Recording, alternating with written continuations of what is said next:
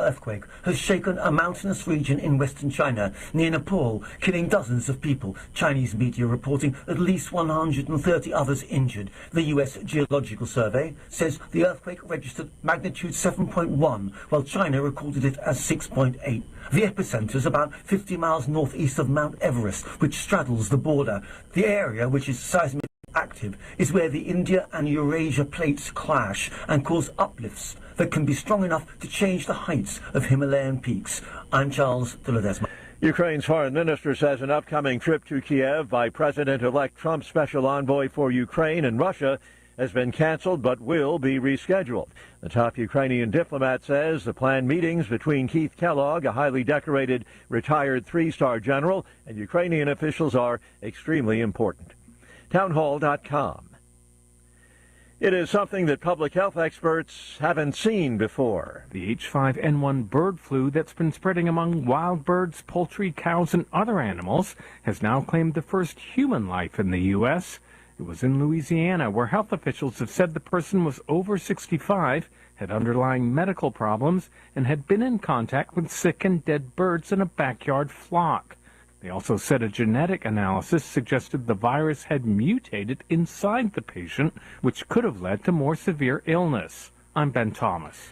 Hundreds gathered in New Orleans' French Quarter last evening, celebrating the first parade of carnival season just blocks from where 14 people were killed 5 days earlier by a terrorist who was using a pickup truck as a weapon.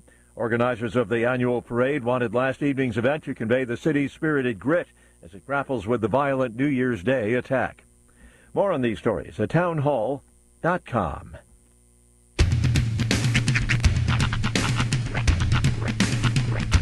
What in the wide, wide world of sports is going on here? I promise you, whatever scum did this, not one man in this force will rest for 1 minute until he's behind bars. Now let's grab a bite to eat. Yeah, come on. I feel the hot wind on my shoulder and the touch of a world that is older. I hit the switch and check the number. I leave it on and then I slumber. I hear the rhythm ringing through it. Flamenco guitar and cumbia music. I hear the talking of the DJ. The travel listen, what does he say? I'm on a Mexican radio. I'm on a Mexican radio. Broadcasting live from high atop the J.P. White Building in downtown Roswell, New Mexico. It's Mornings with Mike Winters on 106.5 Roswell's Talk FM. Is that what I sound like when I talk? Now, here's your host, Mike Winters. And good morning, one and all. Welcome to Mornings with Mike Winters. I am he. That would be me, Mike Winters. Happy Tuesday, everybody. Yes, sir. A little chilly out. Not to go all morning zoo crew on you, but it's cold out there today. It's cold out there every day. I got you, baby. Yep. Everybody catches a Groundhog Day reference. You gotta love that. I got you, babe. Yeah. But yeah, happy second day. Weirdly enough, it's not February 2nd, but No. you know, the second day of the week. But yeah, it is a little chilly out, and we're about to enter the highway to the chilly zone. We got the winter weather advisory that's going to kick in tomorrow, actually. Yeah, ours kicks in tomorrow. From what I've gotten word, they're already getting snow up in Albuquerque. Yeah. And the Harris Pass is dangerous. You know, it's getting more dangerous. Now, before y'all get too excited, the reports I hear is we're not getting maybe an inch and a half. Yeah. Which is plenty. Which is fine.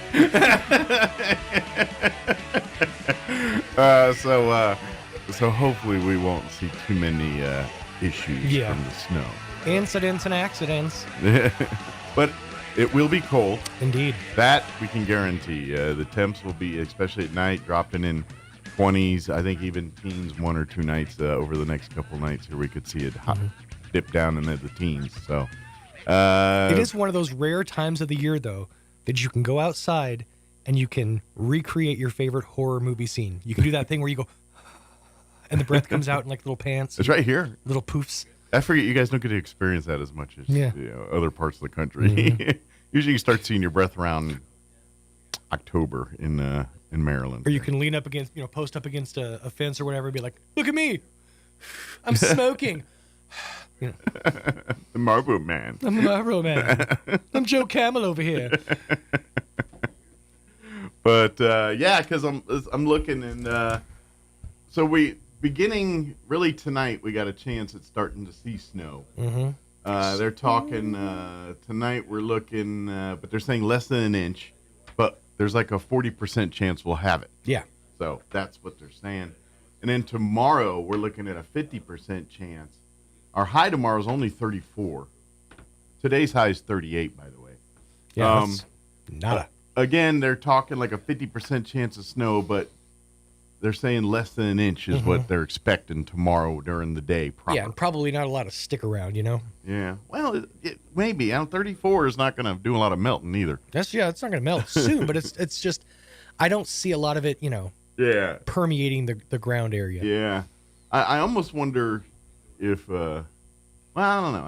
I think the mountains are blocking most of the heavy action because the way I was seeing like all around us was like expecting higher accumulations, but here in the valley where Roswell's at, it was a big chili dipper down into the 1.5. It's not the mountains. It's the cows. It's the methane. They're kicking up a lot of methane. There's a dome over Roswell. It's a cow fart cloud dome over Roswell. The shield of cow flatulence. And we are under the dome. The flatulence dome. Oh, man. Mm-hmm. But, the dome of protection will keep us from that extra inch or two. That's right. The quantum of solace. So then tomorrow night, we're looking at like a 20% chance of snow, but they don't talk about accumulations. Thursday, we're looking at a 60% chance of rain and snow, that little cocktail. The 36 is our expected high. They don't talk about accumulations Thursday either. So it's kind of, and then even Thursday night, we're looking at a slight chance. And then Friday, it looks like we're done with the snow talk. Yeah. But temps don't warm up that much. I mean, Saturday we do hit 53, but we're back down into the 40s Sunday and Monday. And Friday we'll barely get into the 40s. So. We are deep in the climes of winter. Yeah, this is our winter. Yep. We're going to be here for a while. At least a week. Get comfortable. At least a week. Yeah. Just in time for the kids to go back to school. I was talking to kids' mom yesterday, and she goes, I swear to God, if they have a snow day this week. Yeah, this is the one where all the parents are like, no snow day. No snow day. Well, we've now moved on to a place where snow days shouldn't exist because they can do virtual learning for the day. And I still think we're not like they're there, but they're not fully like transitioned to the point where they could just flip the switch and say, all right, go virtual. They have to prep to go virtual. Oh yeah, no, you know what I mean? They have to have a day where they can hand out, the ebooks and stuff. But the time will come, and that they'll do, the deal where it'll just be automatic. It's like go, plan Q, or whatever they call it, and then that's what we'll do. One of I don't know why I just thought of this, but one of the things that I loved about the first season of Squid Game was that all of the games, while highly Korean, very, very confusing to us American audiences, they were explained really well. Yeah. This season, there was like a relay race of games, but one of the games, I still have no idea how it works. It's like there's 5 like dice, but they're shaped differently and colored differently. Okay. And it starts out like jacks. You have to throw them out, and you have to throw one up, grab, and do that. And then you have to do that again, and then you have to scoop them up, do the same thing, and then you have to throw them up and land them on the back of your hand, and then catch them. And that's the whole game. And I have no idea what they're, because then afterwards they open the hand and they have to, I don't know if they have to be in like a certain position. It's driven me nuts for days. I'm like, what is this game? I've never seen this before. My entire life. Have you got on the internet? No, I don't. I mean, I haven't really dug into like Korean games or anything like that. No. But I mean, I'm sure there's some skill. thread on Reddit or something that's talking about this very thing, asking like, "What's the deal with the dice?" No? They did not do a good job explaining all the games in this season. I mean, that would be my guess is we're gonna look on that one, because unless I don't think just based on what you described. Now, granted, I'm not the best authority on this, but based on what you described, that does not sound like something common people should be common knowledge. Yeah, and if that's how you're actually supposed to play jacks, then I've been doing it wrong this whole time. Plus, you got to imagine jacks are sharp. It's going to lead to a lot of bloody hands. That's right. Where do you even find jacks nowadays? Oh, they're out there. Really? Can you go to dollar stores usually? Do they really have them still? I mean, I haven't checked, but I got to assume. I figured they're like small weapons now or something.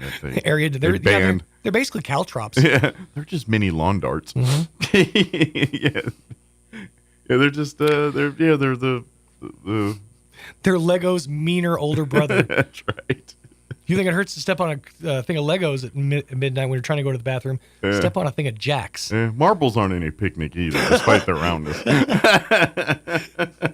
Although, if you master the technique, it can be kind of fun. Well, you got to ride that thing pretty. That takes skill. Just watch a lot of Home Alone. You really learn the technique.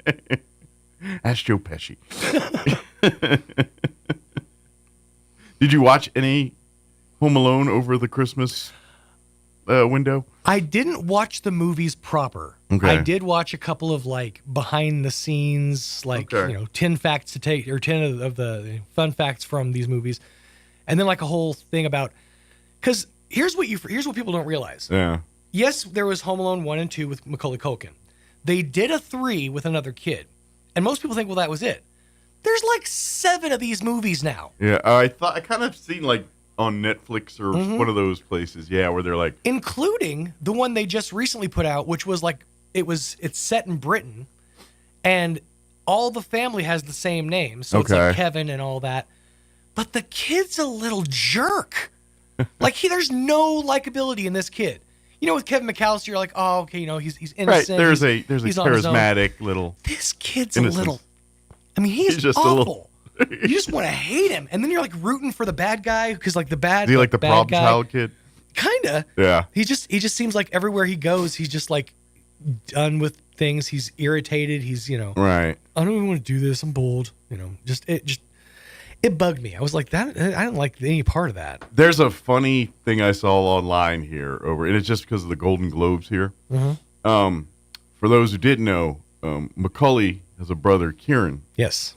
Who just won a Golden Globe for that movie he did with I can't remember. It's kind of an indie film or something that's getting a lot of buzz that they did together. But anyway, so it's kind of funny. There's a bunch of people online going, "Isn't that the kid from Home Alone?" And everyone's kept saying, "No, that's his brother Macaulay Culkin." But if you look in the credits of Home Alone, Kieran Culkin is in Home Alone. Yeah.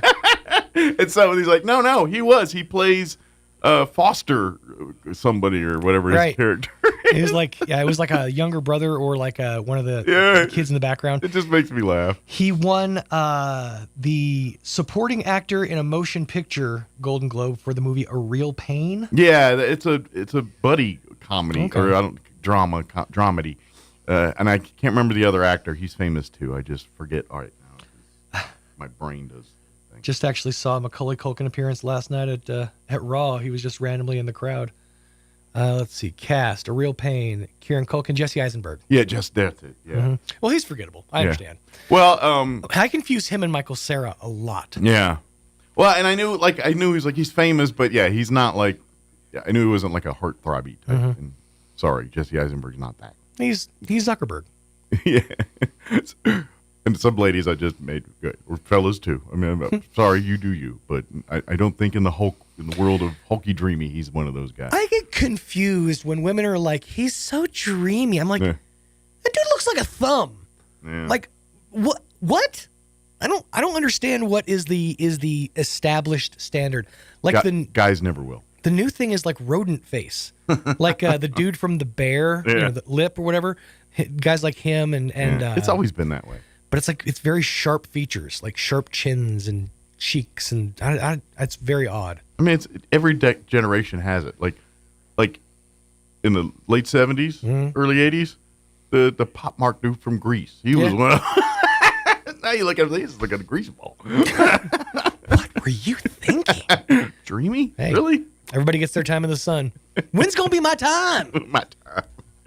All right, let me give it speaking time. We need to get going here. We're going to have Doug Weiser join us here in just a few minutes from the Walker Aviation Museum. Give us an update on what they've got going on there. Indeed. We got the folks from Road to Recovery going to join us in the 8 o'clock hour. They've got their 5K coming up here in just a few short weeks.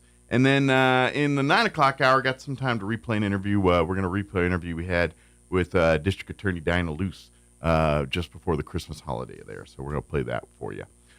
Before we do any of that, let me go ahead and run that weather for real quick, just to give the official what the meteorologist says, even though I told you all the other stuff. So we'll do that, and then we'll get you into your Roswell Livestock Report, quick break. So we'll be back here in about 2.5 minutes, and it'll be with Doug from the Walker Aviation Museum. So don't go away. We'll be back. You're listening to Mornings with Mike Winters. I'm meteorologist Steve Hamilton with your Pecos Valley weather. We're looking okay today. We will have a little cloud cover, though, upper 30s to about 40. Low pressure will develop in the desert southwest overnight and cross our area. We could get a few snow showers, not too big of a deal, though. We'll be in the low 20s. Then on Wednesday, scattered snow showers around off and on through the day. Looks like low 30s on the high, a few flurries Thursday. That's your latest forecast. I'm meteorologist Steve Hamilton. Good morning, this is Smiley Wooten at the Roswell Livestock Auction. 1,911 head of cattle sold on Monday on a higher market with excellent buyer attendance compared to the last sale of 2024. Stocker calves sold 8 to 15 higher, feeder cattle 10 to 20 higher, packer cows and bulls steady to 3 higher. 3 to 40 pound steers 417, 440. 3 to 400 pound heifers 375, 390. 4 to 500 pound steers 355, 417. 4 to 500 pound heifers 318, 375. 5 to 600 pound steers 310, 355. 5 to 600 pound heifers 290, 318. 6 to 700 pound steers 260, 310. 6 to 700 pound heifers 235, 290. 7 to 800 pound steers 257, 260. 7 to 800 pound heifers 218, 235. Packer cows 120, 130, 50. Canner and cutter cows 115, 118. Packer bulls 140, 158. Feeder bulls 120, 128. Cow-calf pairs not well tested. Top half the bred cows $2,000 to $2,800 per head. The market is high, so gather some cattle and give us a call. We do appreciate the business. This is Smiley Wooten, Roswell Livestock Auction. So your pecans aren't as big and bountiful as they used to be? Well, what would Jim Gill do? Hi, this is Ben from Roswell Seed Company. Few people knew as much about pecans as Jim Gill. And if he were here today, he'd tell you it was time to fertilize. He'd tell you just what you need and show you how to use it. Then he'd make some joke about your neighbors making fun of your nuts. So when there's trouble with your pecans, head for Roswell Seed Company and ask them, what would Jim Gill do? At Richland Motors, it's never been easier to sell or trade your current car, truck, or SUV for a newer model to hit the road in. Even if you don't purchase from Richland, they want to buy your vehicle for top dollar. But if you do buy from Richland, don't forget, they're the home of the powertrain warranty for life. That's a whole lot of confidence for you. See Richland for details. 2nd and Sycamore and 1309 Southeast Main. Here's a Mornings with Mike Winters fun fact. You burn more calories sleeping than you do watching television.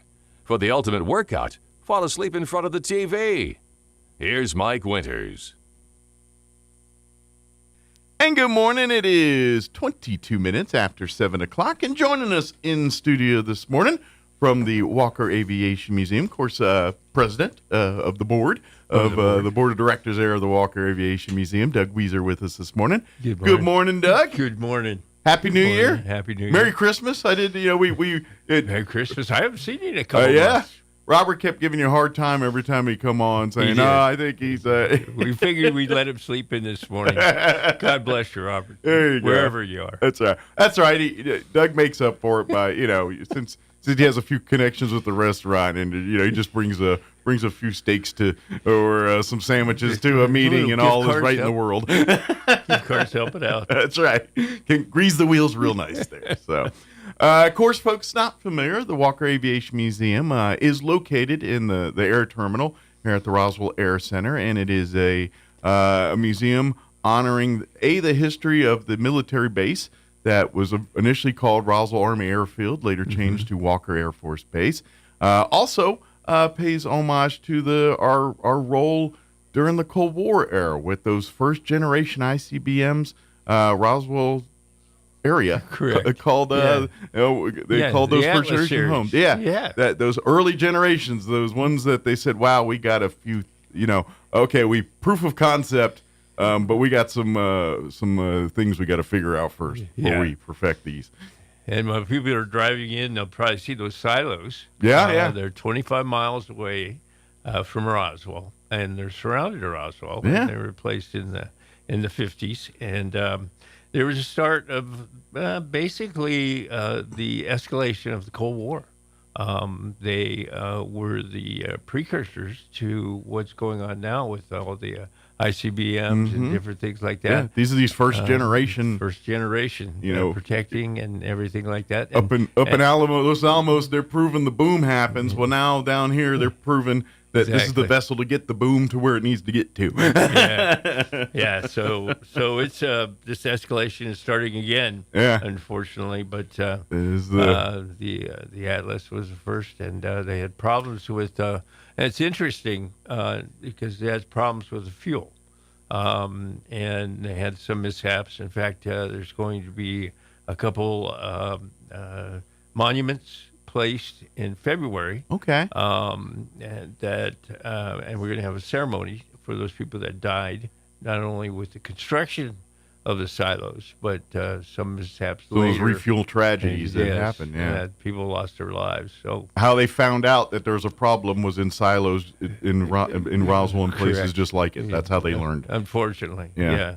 And it's that'll happen on the 8th of February, I believe. Are they going to do that like out at the air? They're going to be right in front of the Air Center. Awesome. Very cool. Yeah. There's also some commemorative monuments out there now.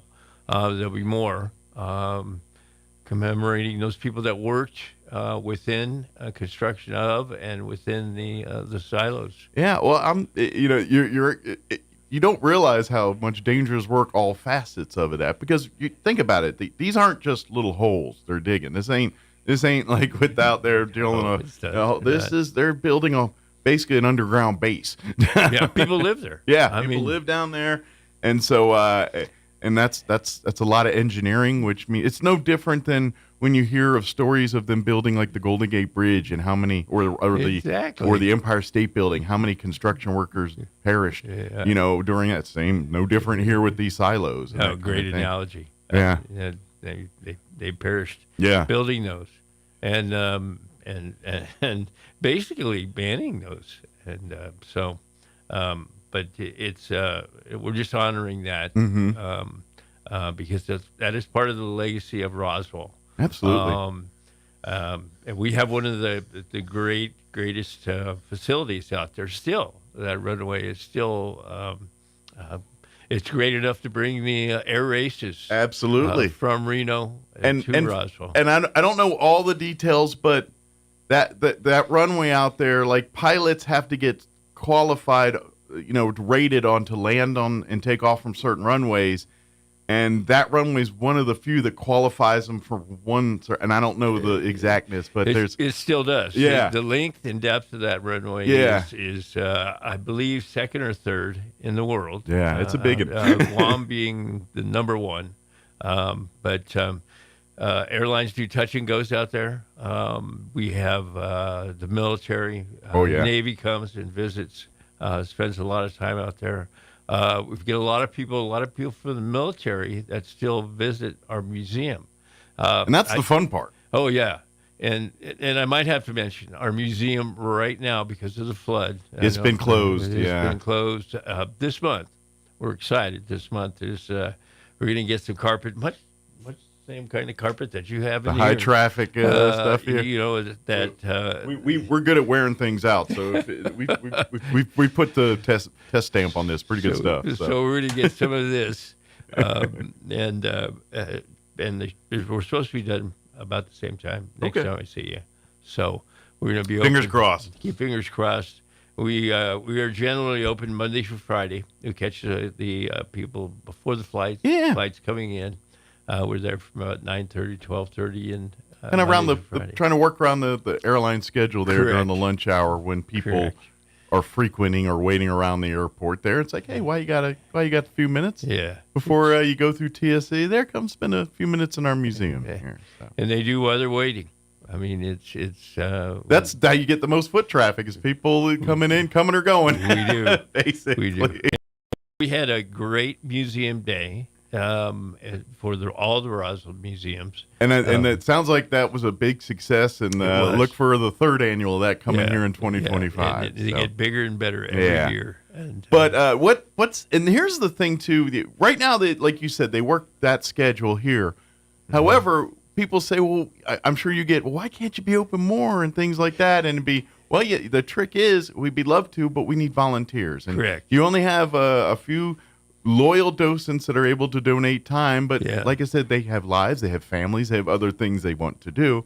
So they can only work a few hours a week or whatever. But if we have a few more volunteers, more hands make less work. We get another 10, 12 volunteers. Everyone work a couple hours a day, and next thing you know, we're open 8 to 5 Monday through Friday or whatever hours happen there. We'd love to have Saturday and Sunday. Yeah, I exactly. mean, it's 7 days a week. It's nice to have that kind of coverage. Yeah, but we're all volunteer. Absolutely, and so they need more volunteers, and so if you're looking to get involved in 2025 and trying to pick, your passion projects, your things. Maybe hanging out at the Walker Aviation Museum's your thing. Coming there and sharing our history and learning it too. Yes. You don't have to be an expert to volunteer. Come in and it'll kind of rub off on you as you hang out there. And you'll be amazed at what you learn, especially about Roswell. Sure. And another thing we haven't really talked about that I know Robert we like to focus on each time too is the other facet of the museum is really inspiring youth to go into STEM-related career fields. Correct. Obviously, aviation side is a big one here, but STEM is they don't just promote aviation STEM jobs. It's STEM jobs. You through the Walker Aviation website, you could learn about pretty much every STEM-related career field in Southeast New Mexico right now. So. And I spoke to somebody. There's a nursing program out of Eastern that shares the base property with us. And she became a flight nurse, based on what she all through the portal of the museum. Yeah, museum. Walker Aviation was part of that. That's cool. And by the way, if you have a youth group or anything like that, looking for an opportunity to take a field trip or get involved, please reach out. Now, they work best with like a group of about 8 kids, but if it's bigger, they can kind of have them and then kind of one group will do these things while the other group does these things, but not too bigger groups, but anything up to 20 maybe. I'm thinking somewhere in that separate. Ballpark. And we do different things with different groups. And if you make a reservation, you call, make an appointment with us. We accommodate you with flight simulators, different things like that. They get to review different careers in the aviation fields. Or any other field for that matter. Absolutely. And that's important to youth. I know I was into my 20s well before I looked at a list. These are all the things you could do. Yeah. And it's important that. Be honest, the military helped me with that one a little bit. Oh, you got in, you're like, it's like, man, look at all these. And like, I'll load bombs. That's important. People use that to go into aviation. Absolutely. People use that to go into IT. People go in radio. They go on the radio. Put it this way, and this is something I kind of, when I have the folks from Eastern New Mexico University on, which you guys have partnered and done things with many times over the years. Of course, they have an excellent aviation, maintenance program over there. One of the best. And you can get your to be an airline mechanic, it's what you call the AMP license. AMP, A&E. Yeah, airframe, and it's all acronyms. But basically, that's your ticket to once you have that certification. There's going to be airline industry related jobs lining up at your door because they're in desperate demand for people of that quality skill. Now, there's really two ways. You go to Eastern and get it. The other one is you sign up with Uncle Sam and end up in the Navy or the Air Force or the Marines, I guess. Yes. And you're turning wrenches on aircraft. Yeah, there is. I mean, that's the way to do it. I mean, I know probably 100 people in my lifetime that have done that. Oh, yeah. And that's kind of now, I was a weapons troop, which meant my translation in the civilian world was luggage handler. Now, that's not entirely true, but, because I worked on weapon systems and had to turn wrenches too, but they don't hand me an A&P license when I get out like a crew chief. No. You like them to. Yeah, but I don't do nearly what the crew chief did too. I mean, I'm not crawling through intakes. I'm not, I was knee deep in some hydraulic fluid here and there, but it would be nice if they handed that to you. Yeah. Here you go. You did your 4 years or 3 years. Here you go. Absolutely. But once you have that, you really and your earning income potential is very you really do set your foundation for very strong whatever you want to do with your family or how you want to take that. And so I highly recommend for kids looking that are mechanically inclined, go to the museum and read more about jobs in the industry. But once you're there, go sign up at Eastern for their airline maintenance program and get you a EMP license. Yeah, I know. I know individuals. Steve Schaefer. He was he just retired from Northwestern. It's called something else now. He lives up in Minnesota. He was the head of maintenance there, and then retired as a vice president in charge of maintenance. And he had an A&P. Mm-hmm. So started out with 2-year certificate, and that was it. It's something that can be very useful in that world. But again, when hearing hopefully this time next month, come by the museum. Well, you can come and learn more about all what that involves and all what life as an airframe mechanics just like here. Yes. But that and many other jobs here too. Oh, definitely. STEM is where to go. Yeah, So. and of course, and they also have stuff for younger kids too. So the Jacob's ladder, so like the basics of electricity and stuff. So there's really fun stuff from your 7-8-year-olds to your 17, 18-year-olds. Yeah, there's a lot of stuff in that 2,300. And like you mentioned, the flight simulator too. There is a full flight simulator that's operational that you can actually start earning your seat time, flying time through that simulator if you're trying to get your license to become a pilot. Yeah. And that's it. So it's legitimate, real. This isn't a video game. This is the actual same simulators that pilots train on in the military, in the civilian world, and every other else. It's stick and rudder in it. Yeah, it's a great introduction in ground school. Yep. It really is. If you want to become a pilot. Yeah, and you can fly everything from the biggest of airplanes to the military aircraft. You can be whipping around an F-16 out there. You can pick your style, definitely. But again, all of this is through the umbrella of the museum, so we'd love to invite people to come and check it out, be a part of it here. And of course, if you want to volunteer and get more involved, because that's, I'm sure that's something you could probably use at every level, from board members to volunteers in the actual museum to folks that maybe love to archive and category, you know what I mean? Do the kind of the behind the scenes grunt work of maintaining a museum. Yeah, exactly. Yeah. Stop by and see us. Stop by and see us, or just call us at 575-755 and 8723. Very good. Yeah. And you can also check out the website, www.wafbmuseum.org. That's short for Walker Air Force Base Museum. So if you're like, just Walker Air Force Base Museum. Yeah. So you can do that. There you can learn about everything we just talked about here, including, all that. Matter of fact, you can kind of start your STEM journey on the website without even having to set foot in the museum right now, which is really the only resource here for the next couple of weeks anyway. But that way, if you want to get started, if we've kind of sparked that nugget in your head here, go to the museum website there and start kind of just, get lost, peruse around and start clicking tabs and start reading about various careers. But there's tons of videos and all types of different media there, to everything from military history to to the latest and greatest in cutting edge STEM technology career fields. There's something for everybody. Yeah. And the other thing, we always talk about volunteers and all that, but if you the bucks are needed to keep the doors open too. Financially, there is a donate now button there on the website. That would be a great way for you to help out with. There is no charge to get into the museum, but they do ask for a donation if you can manage it. We if you are a can't, you can't. nonprofit. Yeah, it's a nonprofit, so everything goes to. The city cuts them a deal on the building there, but they still have expenses and things, and really no income other than donations to pay for those. So city's great to us. So we do appreciate if you can help support financially there too, and it's a 501c3. So if you're looking for tax write-offs, 'tis the season. You're saying, "Oh man, I didn't donate enough." Well, don't make that same mistake twice. The museum will be happy to help you out there.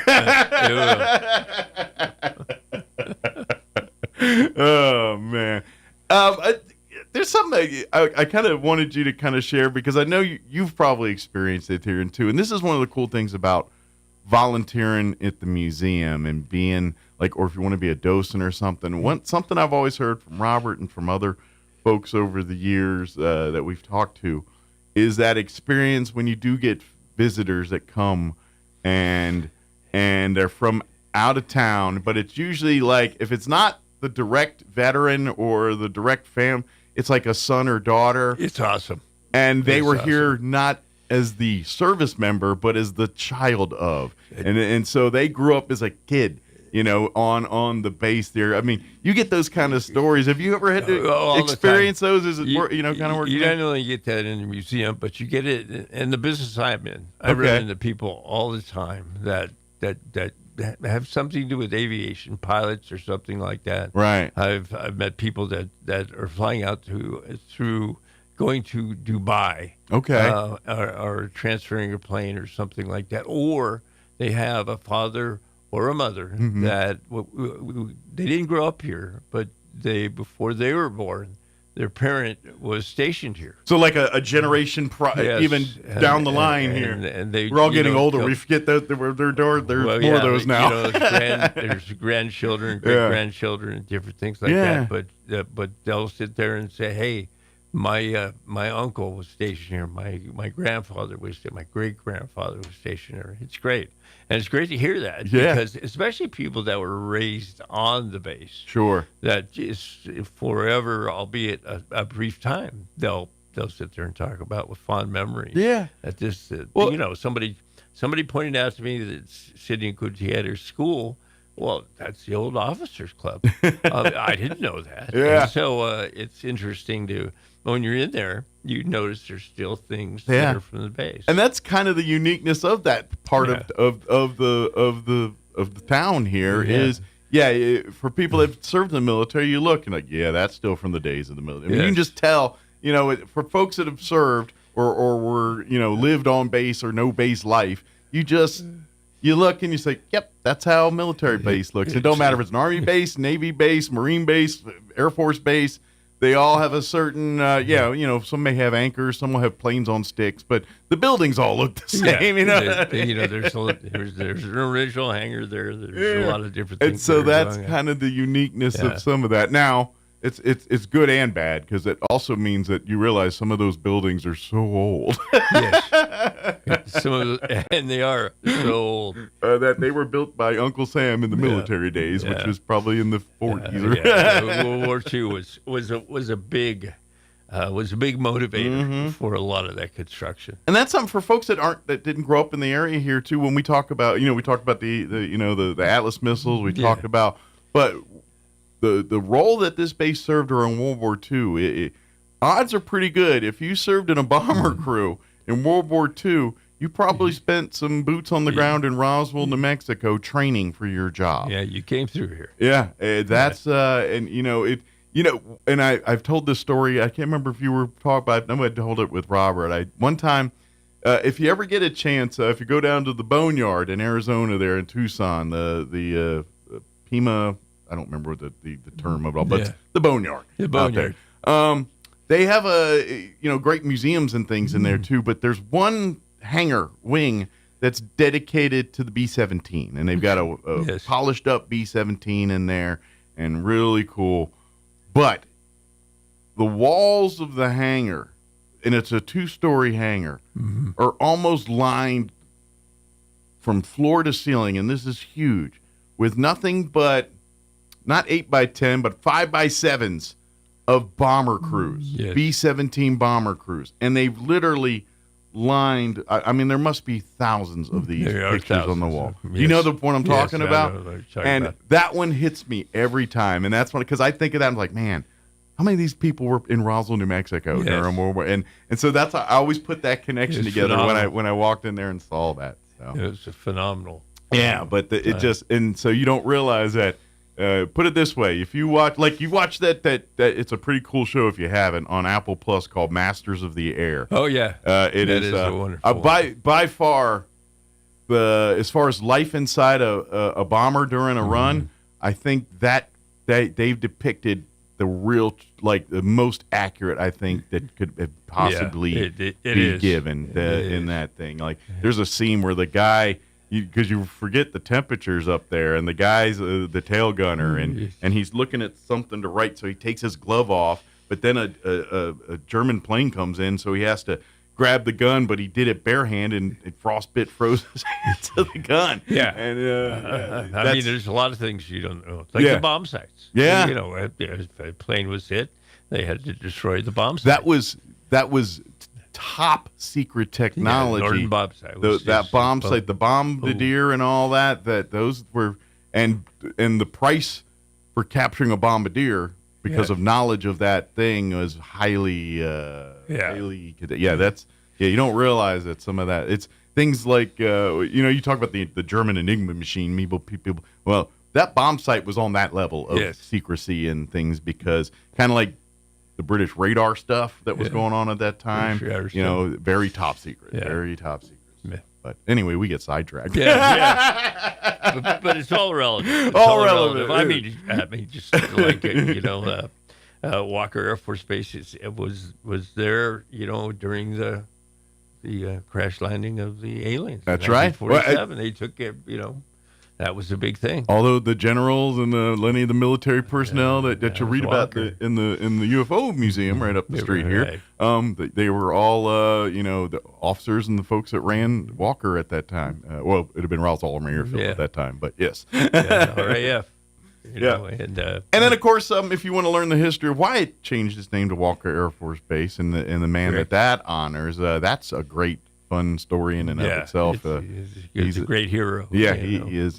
Generally, when you see a military Air Force base named after someone, odds are pretty good that that's a general or someone that's done some pretty great things as a U.S. Air Force. They're generally named after somebody. Mather McClellan. Yeah, a lot of World War II pilots that were generals and did things that they were probably shouldn't have been doing, but did because that's the kind of men they were. A lot of doolittles out there. But if you'd love to volunteer, please check out the website, kind of do some reading and reach out. How often does the board meet and everything, Joe? We meet every month now. Okay. We have a lot to do. Obviously, we'll have a lot to do this month. As you're getting ready to reopen here. Putting the museum back together.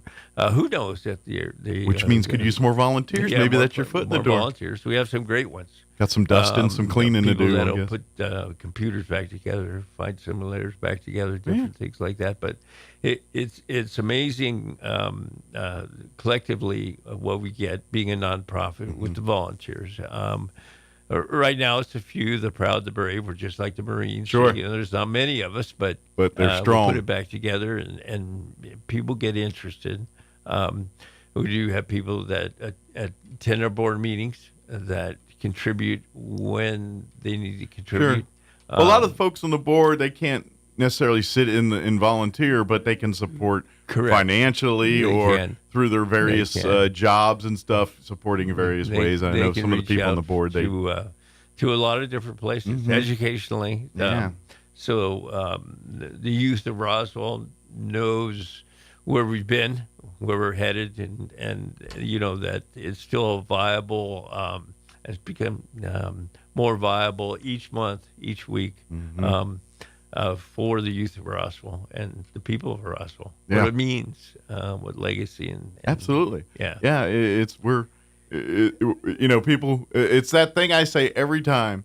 It's like, come for the aliens and stay for the rest of the history. Yeah. Here. That's the aliens get your foot in the door, but then learn that the other roles that this community has served our nation in various ways, shape, or form. We're here to from cheese to military. Yeah. we're here to educate and inspire, all generations. Absolutely. Yeah. Absolutely. Definitely. That's our mission statement. So first, for the best we can do right now is check out the website. Come there Correct. and start reading that. Please reach out if you'd like to volunteer. Like I said, we're going to be doing some cleanup here soon. Yes. So if you'd love to get involved that way, here's a cool part. If you love artifacts, history, if you love seeing books and memorabilia, they have a little bit of that stuff at the museum. They're kind of known for that kind of thing. So it's kind of neat. I know over the years, Robert or some other people brought stuff in, and I've seen like some really cool books. Like there was a fair book from like the 1940s or 50s in there. I don't remember. That was really cool to see. And you saw the military base connections to that. Yes. And how even at the fair and stuff, the Roswell or Walker was part of the community there and part of it's a museum. I mean, but it's relevant today. Absolutely. And it's a great place to learn about what Roswell is and what it's going to be too. Yeah, and that's just it. The museum certainly covers the nuts and bolts that everyone loves, like what aircraft were here and the bombs and what wings were and this and that.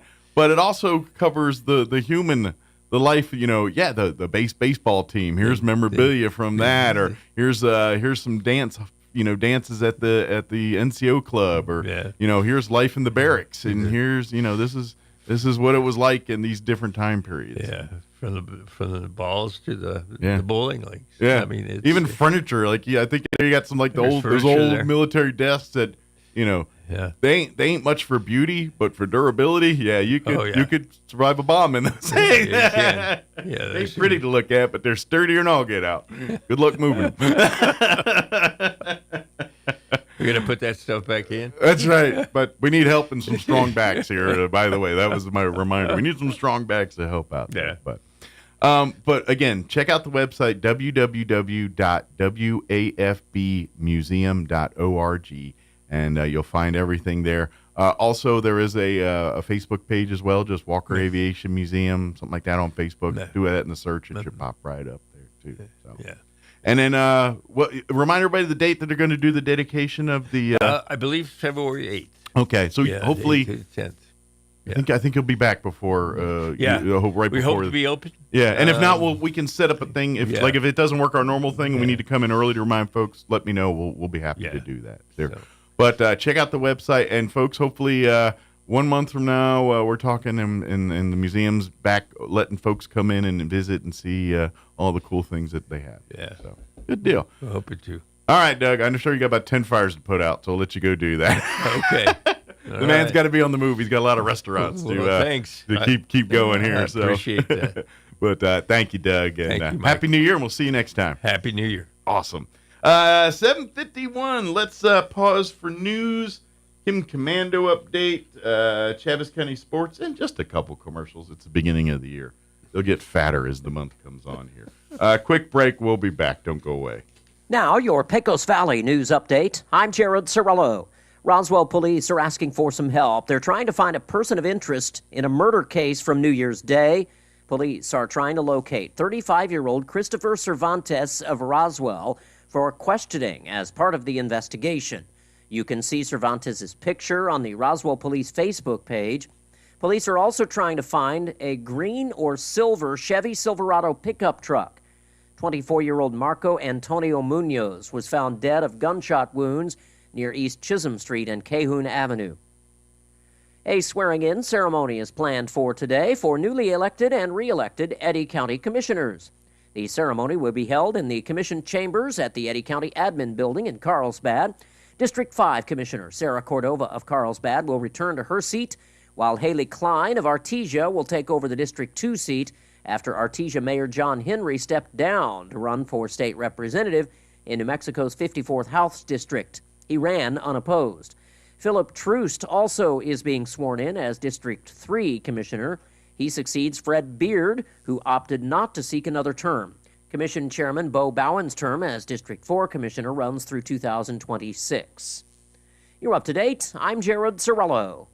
If you've got a website, a blog, or even a social media page, you're already set up for one of the easiest ways to make money online, Amazon Affiliate Marketing.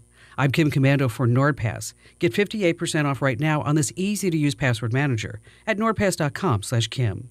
Affiliate marketing is simple. You sign up for Amazon Associates, grab a specific product link, and when someone clicks and buys, you earn a commission. Best part is you can focus on products you love and that fit your brand. If you run a cooking blog, stick to blenders and spices and your favorite kitchen gadgets. Commissions range from 1 to 10%, depending on the product. And it might start out small, but those earnings add up when you're selling. And getting started is simple. Head to Amazon's affiliate site, pick products, and add the links for your content. Just be upfront. Say, I may earn a commission if you buy through this link. And if you're already sharing products you love, why not get paid for it? Join 600,000 folks who start their day with my free newsletter. Sign up at getkim.com. Have you ever tried using your good old password to log into a website you haven't visited in ages and been hit with the wrong email or password message? Annoying, right? Now, what if I told you you never had to see that warning again? All you have to do is set up the NordPass Password Manager. NordPass lets you store all of your login details in an encrypted vault and auto-fills them anytime you visit a website or an app. With the NordPass Password Generator, you can also update all your passwords to be sure that they're strong and unique. It also lets you check for outdated passwords using Password Health. Store other info, like your addresses or credit card details, for easy online shopping. Doesn't that all sound so convenient?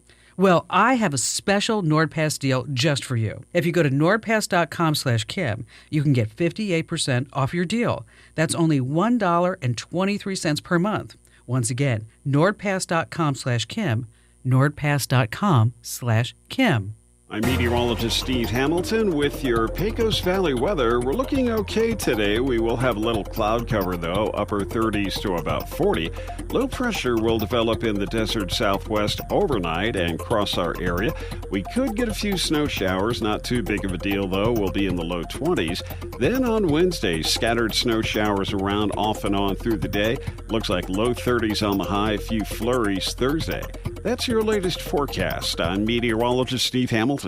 It's time for the Chaves County Sports Report. Let's talk some basketball scores. How about Monday night boys basketball? As the Roswell Coyotes, spending a lot of time in Las Cruces these days, fell to Las Cruces High by a score of 64-53 last night, only a couple days before, 3 or 4 days before, they won at Organ Mountain in Cruces. Roswell is now 9-4, heading into the showdown game against Goddard tonight at 7 o'clock. Meanwhile, the Goddard Rockets took care of business on Friday in their last game by a basket over visiting Valencia. The final score was 48-46. Goddard is now 5-5 on the season. Also tonight in boys hoops, by the way, in that Goddard game, Joaquin Sanchez led the Rockets with 12 points. Tonight, boys hoops, Dexter versus Jowl and Gateway Christian at Tatum. The Sports Report brought to you by DSI. Call DSI for all your office technology needs. I'm Eric Butler at Roswell's Talk FM 106.5. With the Wall Street Business Report, I'm Bill Alexander. U.S. Steel and Japan-based Nippon Steel sued the Biden administration on Monday over a decision made last week to block a merger between the two companies. A proposed acquisition of the second-largest domestic steel producer by Nippon for nearly $15 billion would threaten U.S. national security. That's according to the Biden administration. U.S. President-elect Donald Trump has denied newspaper reports that said his aides were exploring tariff plans that would only cover critical imports, deepening uncertainty among business leaders about future U.S. trade policies. Contract talks covering 45,000 dock workers on the U.S. East and Gulf Coast are set to restart on Tuesday in a labor dispute that will help set the pace of automation at ports stretching from Maine to Texas. The International Longshoremen's Association wants to eliminate past labor contract concessions on automation. For the Wall Street Business Report, I'm Bill Alexander in Washington. Hey, Roswell, Happy New Year. Roswell Ford has a New Year's resolution you're going to love. We resolve to sell more new Fords in 2025, so we're going to make it super fun, super fast, and super easy, just for you. In fact, we'll give you the price we'd give to a friend or family member right up front. So bring us any trade in any condition. Don't even wash it, because at Roswell Ford, all trades are welcome. Making payments on your current vehicle and want out early? We can help. We'll take your trade, even if you owe thousands more than it's worth. Worried about your credit? Don't sweat it. Roswell Ford has partnered with more aggressive lenders, all with great rates and terms for good credit, no credit, and even bad credit, with rates as low as 0% APR. Plus, we have a great selection of low mileage, one-owner pre-owned vehicles, all in prime condition, starting at just $10,000. Huge savings, exceptional trade-in values, and a better buying experience. Get on board at Roswell Ford, 821 North Main Street in beautiful Roswell, or online at roswellford.com. 0 APR for 48 months is $20.83 per thousand finance, plus tax, title, and license with approved credit. Are you ready to succeed? Earn your FFA certification through ENMU Roswell's Aviation Maintenance Technology Program. ENMU Roswell has the only FFA Part 147 airframe and power plant school in Southeast New Mexico. Receive commercial and general aviation training, hands-on training with operation aircraft, Boeing commercial experience, advanced composite repair training, and more. And ENMU Roswell offers in-state tuition for veterans too. Learn more about this exciting program on campus or online at roswell.enmu.edu. Eastern New Mexico University, Roswell. Success starts here. Wakefield Oil Company is a name you can rely on, with full service at the pump the way it used to be. You can expect service in just 15 seconds. They offer bulk fuel and oil services and even diesel exhaust fluid. Wakefield Oil Company will deliver to farms, ranches, dairies, the oil fields, and more with dependable service you can count on. So the next time you need service or delivery, go with the name that locals have trusted since 1983. Wakefield Oil Company, 311 South Virginia in Roswell. Let them earn your business. United States Deputy Sheriff's Association is America's largest non-governmental provider of services to law enforcement. For more information or to see how you can help, please visit usdeputy.org. No static at all. Your new home for talk radio is KEND Roswell. I'm Rich Thomason. If you're in an area that got blasted by this week's big winter storm, could be a while before all the snow and ice start to melt. Sub-freezing temperatures have settled in and could stick around for a while. Meanwhile, National Weather Service meteorologist Peter Mullinack says the next storm is just around the corner. We're going to end up seeing areas of snow and ice start to take shape across parts of northern Texas, southern Oklahoma as we get into Thursday morning. And then by the time we get to Thursday night into Friday, snow and ice will make its way across the Arklatex region and lower Mississippi Valley that will ultimately lead to some pretty disruptive and even significant snow and ice accumulations in parts of those regions. In Southern California, they're bracing for another bout of notoriously dry Santa Ana winds. Forecasters have warned of a life-threatening destructive windstorm for Southern California this week as powerful gusts and dropped humidity levels will raise the risk for wildfires in parched areas still recovering from a recent destructive blaze. The National Weather Service warned Monday that gusts could reach 80 miles an hour across Los Angeles and Ventura counties as winds intensify Tuesday into Wednesday. Recent dry winds have contributed to warmer than average temperatures in Southern California, where there's been very little rain so far this season. Keith Peters reporting. Strong earthquake has shaken a mountainous region of western China. At least 126 people were killed. 2 bodies have been found in the landing gear compartment of a JetBlue aircraft at a South Florida airport. The aircraft had arrived in Fort Lauderdale late last night from New York's JFK. Facebook and Instagram owner Meta says it's scrapping its third-party fact-checking program, replacing it with community notes written by users. On Wall Street, the Dow is up 100 points. More on these stories at townhall.com. Here's an important message from the Diabetes Solution Center. Do you like pricking your fingers to test your blood sugar levels? No one does, but it's important to maintain your health. And now, by wearing a small remote device called a continuous glucose monitor, or CGM, you don't need to prick your fingers anymore. It's easy to use and helps you make more accurate diabetes treatment decisions. If you are testing your blood sugar 3 or more times daily, injecting insulin, or using an insulin pump, call the Diabetes Solution Center right now. And if you have Medicare or most major insurance coverage, you may be able to get a new CGM at little to no out-of-pocket cost. Shipping is free, and we'll even bill your insurance company for you. If you are testing your blood sugar 3 or more times daily, injecting insulin, or using an insulin pump, call the Diabetes Solution Center right now to learn how to end the painful finger sticks and get your own continuous glucose monitor, or CGM, at little to no out-of-pocket cost.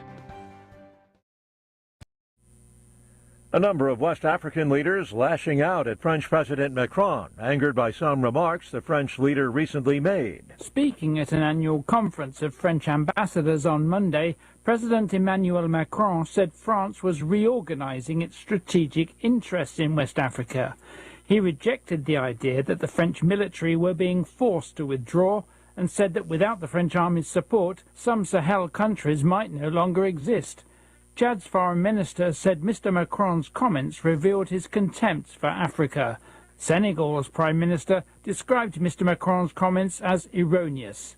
Senegal and Ivory Coast have recently ended security agreements with France, while Mali, Burkina Faso and Niger told French troops to leave following coups there. And that's BBC correspondent David Banford reporting. Stocks are mixed on Wall Street at the moment. Find news and analysis at townhall.com. He may not score well in poll after poll, but this is one survey where President Biden did come out on top. Most voters say nothing President Joe Biden did during the past 4 years helped them, and nearly half believe he ranks among America's worst presidents.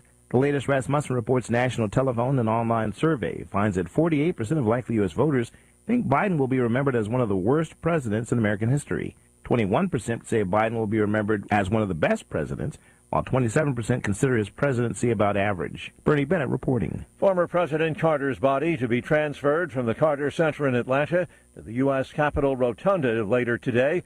Mr. Carter will lie in state until Thursday morning. That's when his funeral is scheduled to take place at Washington National Cathedral. Mr. Carter will be laid to rest alongside his wife Rosalind in their hometown of Plains, Georgia. More on these stories at townhall.com.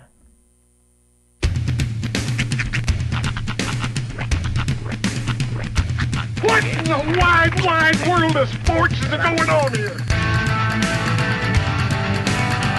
I promise you, whatever scum did this, not one man in this force will rest for 1 minute until he's behind bars. Now let's grab a bite to eat. Yeah, come on. I feel the hot wind on my shoulder and the touch of a world that is older. I hit the switch and check the number. I leave it on and then I slumber. I hear the rhythm ringing through it. Flamenco guitar and cumbia music. I hear the talking of the DJ. The travel listen, what does he say? I'm on a Mexican radio. I'm on a Mexican radio. Broadcasting live from high atop the J.P. White Building in downtown Roswell, New Mexico. It's Mornings with Mike Winters on 106.5 Roswell's Talk FM. Is that what I sound like when I talk? Now, here's your host, Mike Winters. And good morning. It is 6 minutes after 8 o'clock. Welcome to hour number 2. The Deuce? Of Mornings with Mike Winters, right here on 105 Roswell's Talk FM. It looks cold out there. Yeah. It just looks cold. It looks like snow's coming. It's blustery out there. Luckily, not a lot of major wind. I mean, there's a little breeze, but it's pretty still for the most part. Yeah, I can deal with cold when there's no wind. Yeah. You put that but you put a 10-mile-an-hour breeze on that bad boy, and it's like, yep, I'm out. It's just where we park pull back at the curtain, where we park our vehicles. You have to walk down an alleyway to get to. Mm-hmm. And when you walk past the protection of this building into said alleyway, it's like a tunnel. On even a slightly windy day, That cold wind on more than one occasion has literally knocked the wind out of me. Yeah. You just go, it just takes your breath away. Yeah. And once in a while, depending on which way the wind's up your way, it's the opposite. Yeah. Whereas I've gone down the alley and been fine, and then I cut onto this street like, I got a smack with some coldness. Either way, the building provides protection from one way or the other. Yeah, I've had it go both ways. But it, like I see like I still call it the weed tree, even though it doesn't look like a weed tree anymore. It looks like it's got like frost on it. It's matured now. Yeah, it's matured. It's grown into just a tree. Full on tree, man. But yeah, we do have it now. Good news. Will depend on your outlook, I guess. We're gonna get snow. I don't think we're gonna get a lot of snow. Yeah. It looks like after all said and done, we may get 1 inch to 2 inches, maybe, if that. Yeah, that's kind of what I'm seeing here. And it seems, generally speaking, that meteorologists or those in the business err on the side of caution. Yeah. So they're saying, things could be worse than they actually are. Or generally, they botch it and we get 3 foot of snow. Yeah, it's one of those two things is going to happen. It's been about 6 months since our last cataclysmic storm event. I think we're about due. We're due. Well, we ain't getting Goliath, but who knows? What you never could. It might end up with a David. Did you get a bat? Oh, okay. What? I just thought he had a bat in his hand. I was like, oh, that's kind of cool. It's his tail sock. I don't know why he has a sock. I think it's one of those warming ones. All right. Where you put it in the microwave with the beads and it warms your... Okay. I think that's you know what what? Right now, I am curious. But I know where that takes me. So I'm not doing that now. Do you mean down the Roybit hole? Yeah. I know. That's like, no, I'm not chasing it. I want to. I need to know. It's flashy and it's shiny and I want to chase it, but I'm not gonna. Not gonna do it. No. Yeah, that's what I was gonna say. It looks like for blanket parties, like one of those GI parties. No, I think it's a warming sock, right? I think that's what they. It's got the beads inside. You warm it up, and it's for your neck and stuff. Or you freeze it. Yeah. Or you use it for a code red. Yeah, exactly. Or just when you circle the wagons, Anybody watch A Few Good Men recently? I'm gonna venture a Christmas present. No. Cool. It just showed up in my world. Found it on the side of the road. It was the weirdest thing. It's strangely accurate to his liking with the tails and all that. Well, it's some people should have support socks instead of animals. Yeah. So I can appreciate a good support sock. Yes. Just like your mind immediately for blanket parties. That's what I saw. I'm like, sure. Code Red, GI party. What are we doing here? It sends a message and doesn't leave a bruise. Or I forgot. There's another movie that displays Full Metal Jacket. They do a blanket Circle the party. Wagons. Yeah, they do a blanket party on him. Mm-hmm. And although his didn't look like it. Like it got weight, but it seems smushy, not like a bar of soap. Mm-hmm. It's very sharp and not forgiving. But it did look open at the top, so I imagine you could put something in the top. Yeah, you and slip then load a little. it up. Yeah. Some jacks. Yeah. Like what are those things called back? Slapjack. Yeah. Just like a chunk of lead in the back of a glove for good backhand. Squid Game dice. Yeah, exactly. Some Squid Game die in there. Just for fun. That's right. But all right, on that note, and I'm spent. Let me give you the rundown for this hour of the show. Oh yeah. We'll get you update with the weather here in just a minute. Spoiler alert, cold. Gonna get some snow. Cold. Mostly cold. A little snow, mostly cold. And then we'll after that we'll take a break. And then we'll ponder. Then we'll have a lunch. No, I'm just kidding. Some light snacks. Then we'll nosh on something. No, we're going to have the folks from the Road to Recovery and New Mexico Department of Health join us. The Road to Recovery 5K is coming up here January the 25th. And so we'll talk a little bit about that. This is actually their third annual. Oh, wow. 5K. And don't worry, you don't have to be in shape. It's a walk. It's, you know what I mean? Yeah. You could do the fitness or you can do the fun. It's one of those. Yeah. Yeah. You just got to make the 5K. That's right. Come out and support. Yeah. That's right. Celebrate those that are on the road to recovery, those that,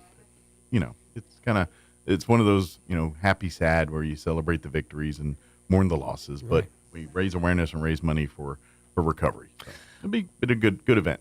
I'm good for like one of those Ks and then like maybe another half a K. If y'all want to meet me at like 1.5K with like a scooter or something, I'm down. A K relay. Yeah, a K relay, exactly. A K-lay. Each do a half a K. So I need 10 people. Yep. Committed to a half a K. Absolutely. A half a K relay. Each of us do half a K, be fine. That's right. And we each get shirts that said, I did half a K. We'll call them lowercase Ks. Yeah. Yeah, I like that. Lowercase K. I was just going to put just the line part of the K.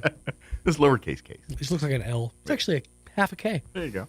And then you got 5 of them. Or the line from the K and just nubbins from the bars of the K. So it's just cut right at half. There you go. So you know it's a K. But just not like just a full-on K. Right.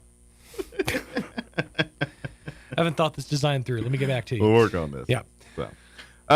So they'll join us here in just a bit. Afterwards, we'll get you update with news and all of that good stuff. But first, let's officially take a gander at that weather. I'm meteorologist Steve Hamilton with your Pecos Valley weather. We're looking okay today. We will have a little cloud cover, though, upper 30s to about 40. Low pressure will develop in the desert southwest overnight and cross our area. We could get a few snow showers, not too big of a deal, though. We'll be in the low 20s. Then on Wednesday, scattered snow showers around off and on through the day. Looks like low 30s on the high, a few flurries Thursday. That's your latest forecast. I'm meteorologist Steve Hamilton. Thank you, Steve. Currently, hold on, I went to refresh. There it goes. 27 degrees here in Roswell. Humidity is at 61%. Winds are calm at the moment. Mostly cloudy today. A high of only 38 expected with southeast winds at 5 to 10 miles per hour. Tonight, there is a 40% chance of scattered snow showers. But don't wait up for them. They're talking like 2 in the morning when they're expected to kick off. Cloudy with an overnight low of 21 degrees. Winds be out of the northeast at 5 to 10 miles per hour. They're saying expect less than 1 inch of snow. They're expecting less than an inch tonight. Tomorrow, we do have a winter weather advisory that kicks in at 8 a.m. tomorrow, and that will remain in effect through 8 p.m. tomorrow evening. We are looking at a 50% chance of scattered snow showers. They're talking mainly before 11, so the early part of the day. Mostly cloudy with a high of only 34 on Wednesday. Winds will be out of the northeast at around 5 miles per hour. Again, they're expecting less than an inch of snow. So, we'll say, between the two, we may get an inch tomorrow.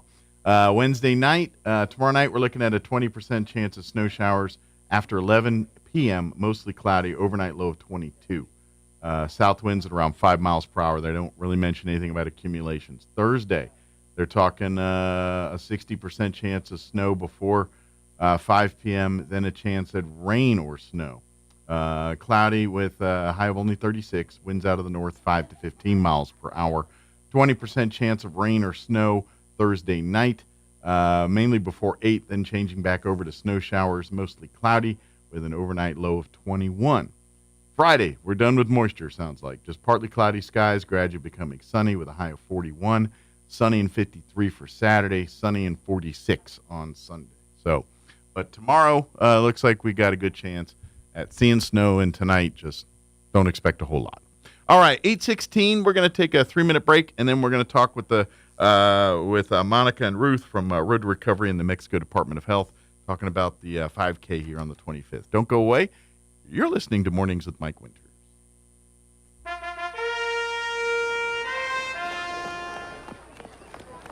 You there! What are these? My glasses, Your Highness. They're incredible. Who made these? The eyesight in Roswell. Or was it Hobbs? Or maybe Carlsbad. So well crafted and stylish. So the eyesight thinks they can challenge my throne with their quality eyewear. Actually, Your Majesty, I got 2 pair and an eye exam. It was so easy. I did it during my lunch break, and they even took my insurance. Lunch break? Who gave you a lunch break? Human resources, Your Majesty. Silence! I'll get you eyesight! The Eyesight, now accepting new patients 5 and up in Roswell, Hobbs, and Carlsbad. 3 locations? Clearly the best in sight. Innovation, service, integrity, and knowledge. J.S. Ward and Son Insurance Agency. Auto and home, life and health, personal and commercial. Bonds too, since 1925. We have the coverage for you. Innovation, service, integrity, and knowledge. J.S. Ward and Son Insurance Agency. Hey Roswell, Happy New Year! Roswell Ford has a New Year's resolution you're gonna love. We resolve to sell more new Fords in 2025, so we're gonna make it super fun, super fast, and super easy, just for you. In fact, we'll give you the price we'd give to a friend or family member right up front. So bring us any trade in any condition. Don't even wash it, because at Roswell Ford, all trades are welcome. Making payments on your current vehicle and want out early? We can help. We'll take your trade, even if you owe thousands more than it's worth. Worried about your credit? Don't sweat it. Roswell Ford has partnered with more aggressive lenders, all with great rates and terms for good credit, no credit, and even bad credit, with rates as low as 0% APR. Plus, we have a great selection of low mileage, one-owner pre-owned vehicles, all in prime condition, starting at just $10,000.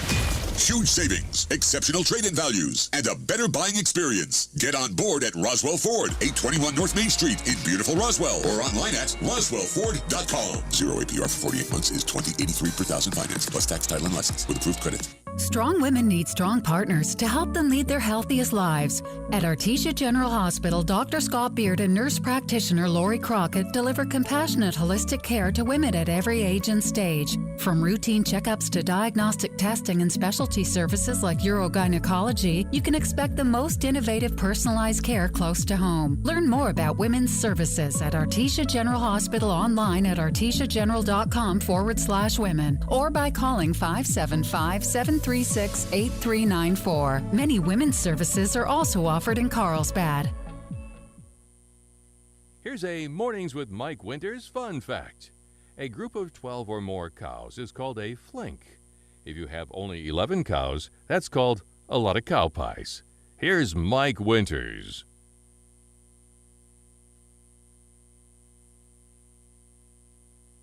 And good morning. It is at 19 minutes after 8 o'clock, and joining us in studio this morning from Road to Recovery, Ruth Gonzalez, and from the New Mexico Department of Health, Monica Saavedra. Good morning, ladies. Good morning. Good morning. How's everybody doing today? Doing good. Doing good. Okay. Now, for folks that aren't familiar, let's kind of start with the Road to Recovery side, and for folks that, because Department of Health, I think we all kind of know, but there's so many different facets. But we'll get to kind of their involvement here in a second here. But for folks not familiar with Road to Recovery, let's kind of just start there and give folks a little background information about that organization. Okay.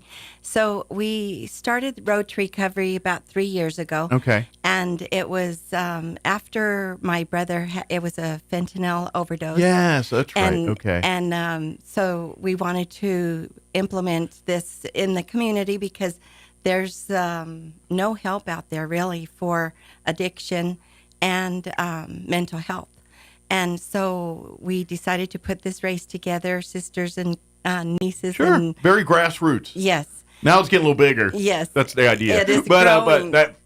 This is the third annual. Yes. The first annual was more family friends and really just very grassroots. Yes. And we wanted to see what kind of feedback we would get from the community. Mm-hmm. And it is growing. We have involved the Chavez County Health Council. Mm-hmm. And now we've... Department of Health. Yes. Good morning. Good morning. And so then we reached out to some of the community churches, both hospitals.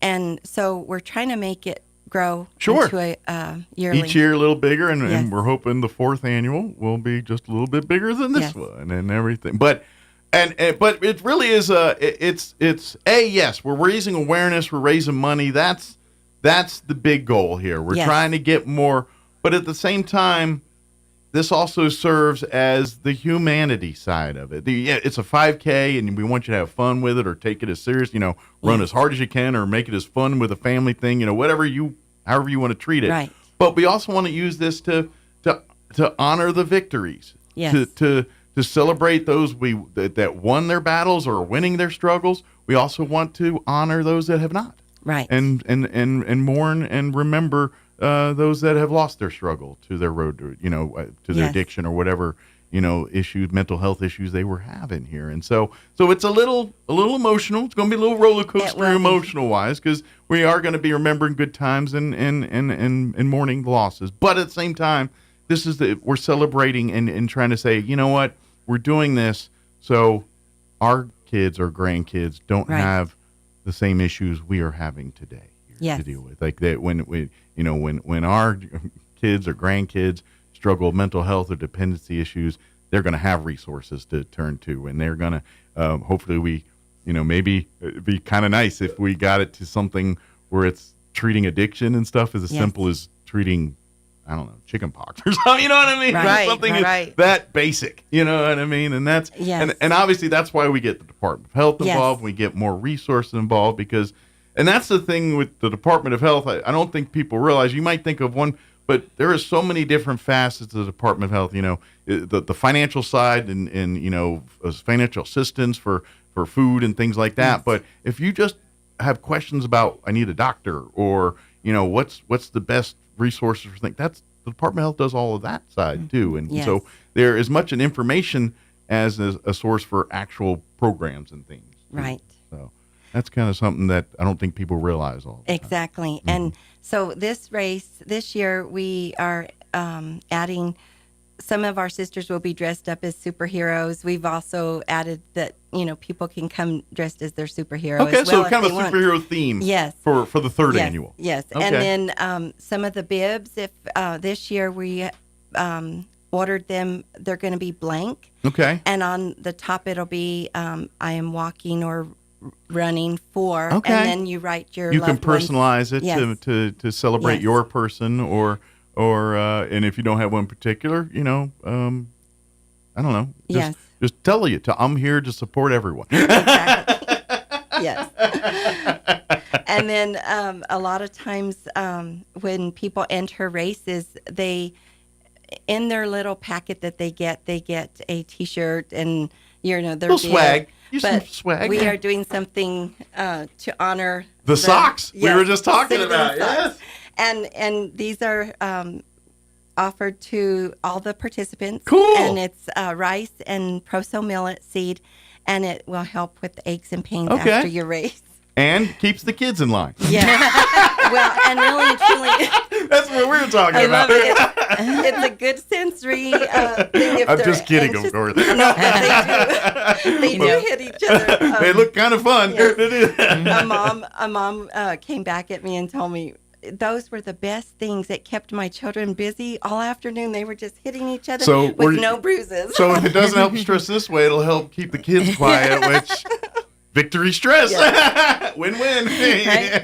And that's why Monica's here with me today, because she's going to be speaking about what their services are going to be out at the race. Yeah, that's kind of what we're saying. That people think, but that's really, it's a source of information, Yes. If whether you need personal information like shot records and things to resources to where's a doctor and stuff. So so for I'm going to guess we're going to focus on mental health and recovery side of kind of the Department of Health stuff at this event here. Actually, there's a lot more. Okay, we could make the umbrella of everybody. I do want to thank Ruth for inviting me to be here. Her family has been an inspiration, and at their first annual, I was there, and I was there as a recovering addict.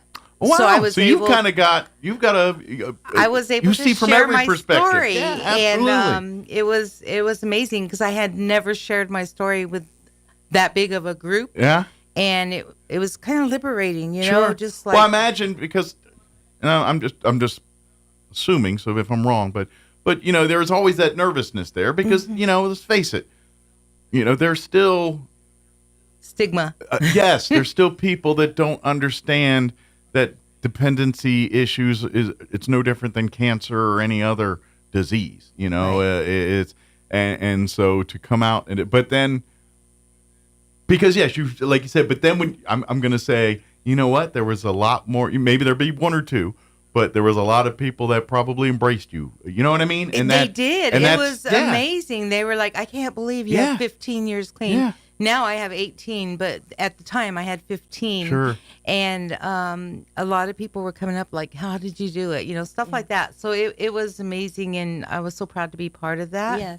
And I was also distributing Narcan while I was there for the Department of Health. Well, but here's another thing, too, is I think it makes you more effective at your day job. Today, I mean, for twofold. One is you have the compassion. You've walked those shoes. You know what some of these folks are going through. But also, two, it gives you street cred. Whereas they look at you and say, "Oh, they do understand. They've been where I'm." And they can't use the things that they tell people. You can't understand it. You're not walking. And you're like, "Hold my beer." Sorry, part of the bad pun, but literally that's what it is. I've done this. I've walked those shoes, and so. I imagine it.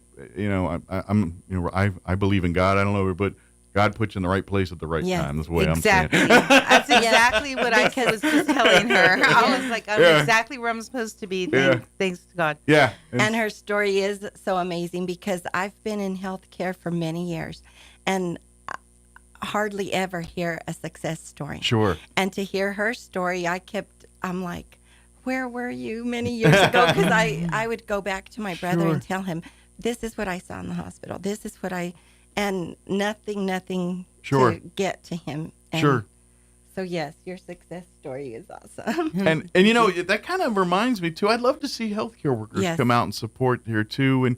And because I imagine that in that industry, like you said, it's like law enforcement or any of these other career fields. You get, I don't know if the word jaded's the right word, but you kind of get immune to some of that, and you build your own walls and your own to protect your own sanity. And sometimes it makes you a little immune or numb to it, and you don't, and you lose your humanity a little bit on some of that. So maybe if you're experiencing a little work fatigue, maybe a 5K and seeing success stories and celebrating and all that might be good for the soul a little bit. You know what I mean? And that's why we've reached out to the hospitals. We also are trying to incorporate the high school. We've have the put track the server's team. Heart in the young folks too. Yes, they're coming out to volunteer to help set up water stations, and so we've involved the Roswell and Goddard High School.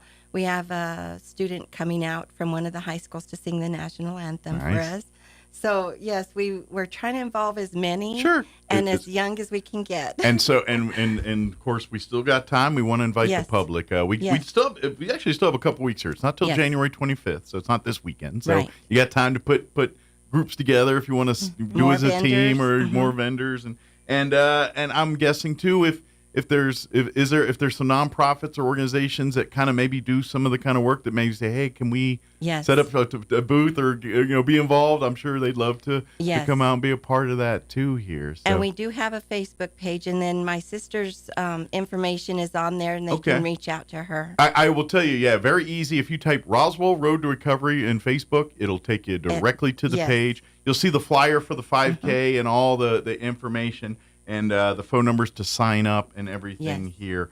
But the event itself will take place January the 25th. It'll be at the Wool Bowl, like it's been the previous 2 years. Starts about 9:30 in the morning. You'll be done by lunchtime. So, you can go on. So if you got plans for the afternoon, no biggie.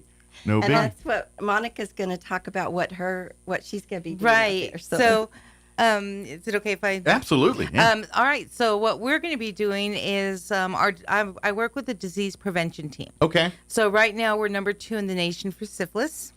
All right. So we probably should get a hold of that. Get a grip on that one. Yeah. So we have a mobile unit that we're going to be taking out there. It's like an exam room on wheels. It's amazing.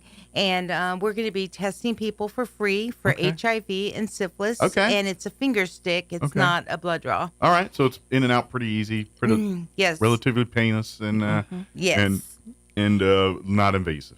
Right. And we're also going to be training people on how to do rescue breathing for opioid overdoses. Okay. And handing out free Narcan. Excellent. So, in case, because that's just it. These emergencies happen, and sometimes law enforcement can't get there. I know, even though our law enforcement, I think at this point, are equipped with Narcan and stuff. If you saw how many reversals we do through our PHO public health offices, it's amazing. Absolutely. Like when they come back to get more, I'm like, did you use it? How many doses did it take? Did the person live? Did you call the ambulance? Sure. Did you do rescue breathing? Because we don't do CPR. We do rescue breathing because it's not about chest compressions. Depending how old you are, you learned a different way to do CPR. Right.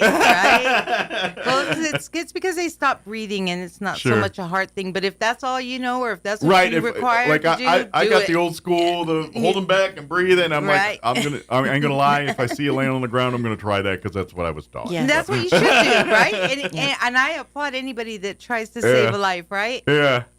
So we're going to be doing that.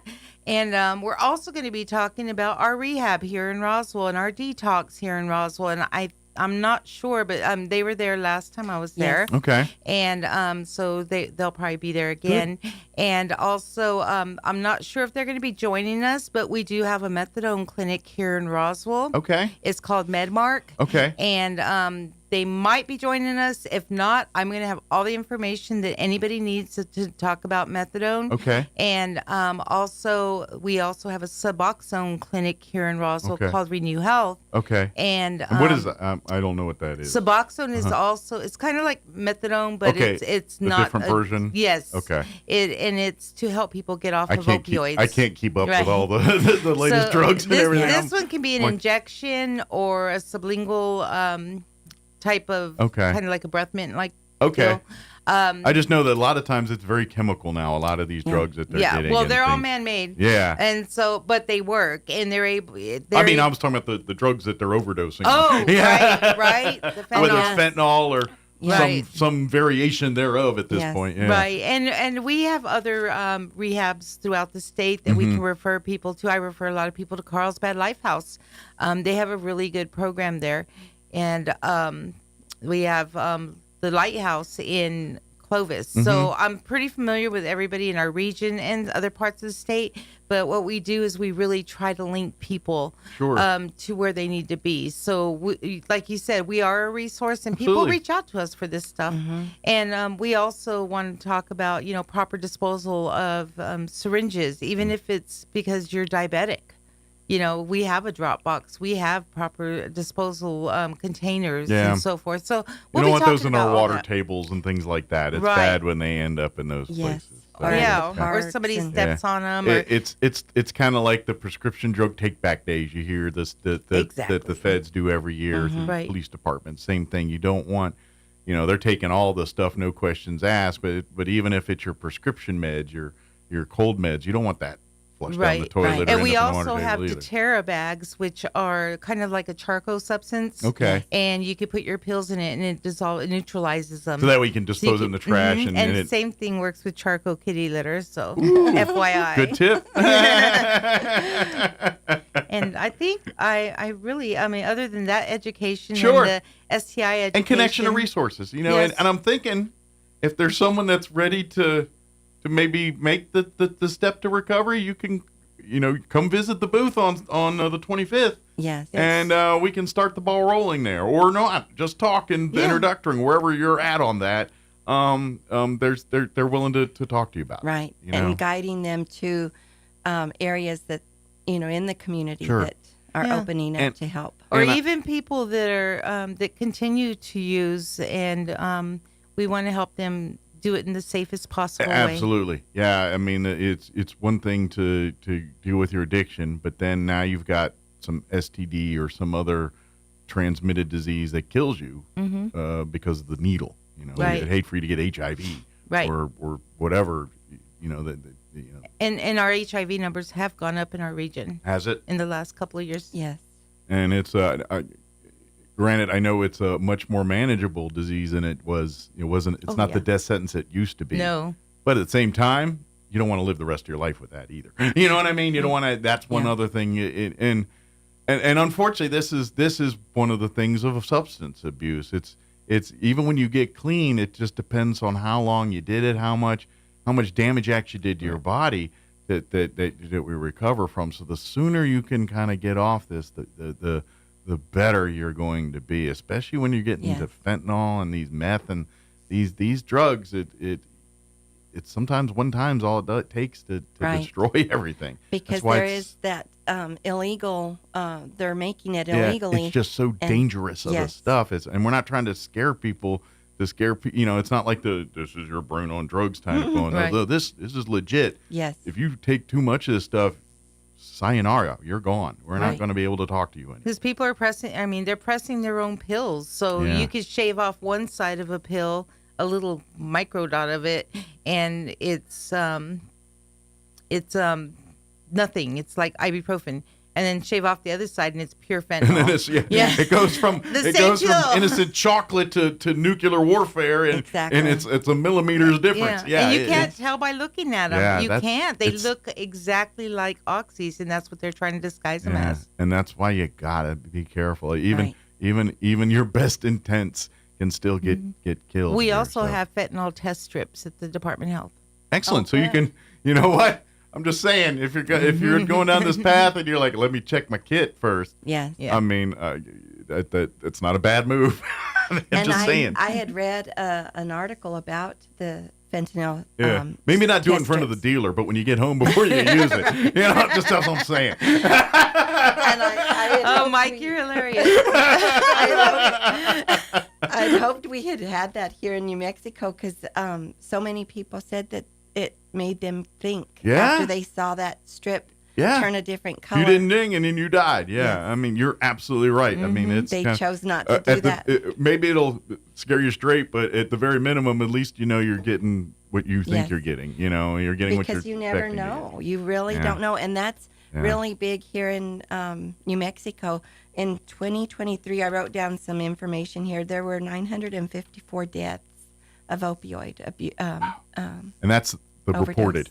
You know what I mean? Yes, like how many CDC, or how many of those were something else, but it was a factor. You know what I mean? Technically, it was this, but they've had a history. I would venture you know what to I mean? say it would be double that. Yeah. Right. Because once they get in there and they start helping them, and if they have anything else, and they'll like, oh, it's natural causes. Right. Yeah. But it's not. Or a heart attack because most of the overdoses consist of polysubstance it's like, use. yeah, but they're 40. You know what I mean? They had a heart attack. They're not supposed to be having a heart attack. Right, exactly. So, yes, it was a heart attack, but brought on by drug use. Yes. That's and so but please, I know we're getting down, but the big thing is we want to come have you join us here on January 25th. Yes. We want to come have fun, but at the same time come and let's raise as much awareness. Let's take the stigma away from dependency issues and mental health issues. Let's bring it into the spotlight. Let's Susan G. Coleman it. I keep saying that. That's what we need to do to mental health. We need to get yellow ribbons and have walks and do where everybody's out wearing, I don't care what color, pick a color. I think the color for addiction or opioid use is purple. Purple. So let's we're purple it up. Purple. I think Alzheimer's is too, so there might have to be a purple rumble there. But I think they're going to be out there too. Good. A vendor. Excellent. Good. Because I know there was some people there with the suicide group. Yeah. Oh, excellent. And I love that. Absolutely. They shared their personal stories. Yes. Come one, come all. All of if you're. And so we have a DJ that will be out there, providing music, and that kind of pumps up the crowd, and we dance. Yes, make it fun. Absolutely. And then you're gonna be tired by noon. We didn't say you're gonna be tired by noon. We're just gonna be done by noon. But yes, we are gonna make it a family-filled day too. So or morning, and we'll provide snacks for the people and drinks, water stations, and we're hoping for good weather. Hopefully, knock on wood. Yes, last year it was freezing. But well, hopefully we're getting it all out of the way now. Yes. So by January 25th, we're like, man, it's 65 again already. What are we talking about? Because it is Roswell. and it will be a very emotional day that day, too, because it'll be the actual anniversary date. Oh, wow, for your family and stuff. So a little bit closer to home for your family as well, too. But I'm going to guess too, but this, we talk about what your family's doing and all the amazing work here too, but I'm going to take a stab as this is y'all's family's road to recovery. Yes. So, it's because when you lose a family member to addiction or mental health anything related like that, there's so much self-blame. I don't care who you are, what it is, everyone's going, I could have did this. I could have done that. And at the end of the day, we couldn't. But that's not how we rationalize it, and that's not how we do that. So, and it eats at me too. I shouldn't do this, but every once in a while I'll pull out his medical records. Mm-hmm. and before the EMS arrived, the people that he was with had used Narcan twice on him. So, and it's and I hope you guys realize that you guys. You couldn't. It's the path is the path, and you can lead the horse to water, but at the end of the day, you can't make that horse drink. Right. And that's the unfortunate bad side to all of this stuff is you can do everything right, you think, and it still doesn't end the way you think it's going to end. Yes. And that's why we have this moment. But this is what I think for you guys. So I hope that this does help with the healing, and I hope that yes, the 25th is going to be a little bit rougher day than it normally is, as is every January 25th for you. But maybe the fact that this date's on this date and those memories get replaced. Remember the time we did this and it turns into the dancing or somebody did something dumb. I don't care what it was. Some fool did something and we were all laughing. Like, you know what I mean? They went out there with some weird pants or something. They did something out there. It's a fun run. Yes, we do have to make it and change that. So that's what we're, to slowly change the 25th for your family too. Yeah. That's what I think this is. So. And I think having all the vendors, after this, hopefully more will. That's just it. We want to create the network. We want more people involved. We want it to, like you said, each year it's getting a little bit bigger and bigger. Mm-hmm. Hopefully next year some of these other organizations come in and are bigger presences, or they too are growing in their things. Because, a lot, especially in the mental health and substance abuse, a lot of these organizations are grassroots level stuff. And that's, the Department of Health's that big umbrella that can help. But a lot of it's, people like your family and yourself that are really just tired of seeing the same thing, and they're rolling up their sleeves and saying, what can we do to move the needle in the right direction? Yes. So, and that's what this is about. So come join us. If you have any questions or any information, if you don't do the internet and all that stuff, go ahead and call Loretta. That's your sister. Yes. 505-362-3884. Again, that's 505. She lives up north. Albuquerque. Yeah. 505-362-3884. Or go on Facebook to the Roswell Road to Recovery. Just type that in the search bar. Yes. The first thing it'll pop up is their Facebook page. You can follow, read more about everything here, learn more about Road to Recovery outside the 5K run and what we're doing here. Yes.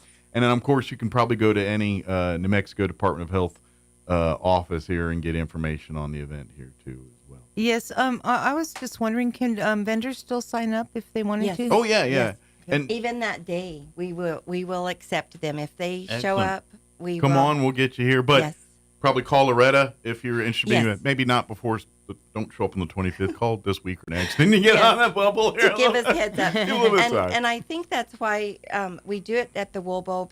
One, because we can involve. It's got a lot of room. School and lots of room, lots of convenient parking. track already to walk around. So that helps. And then inside, there's plenty of areas for them to set up a vendor table. Yeah. Yes. And plus, you get to pretend you're a football player for a minute. Right? Oh yeah.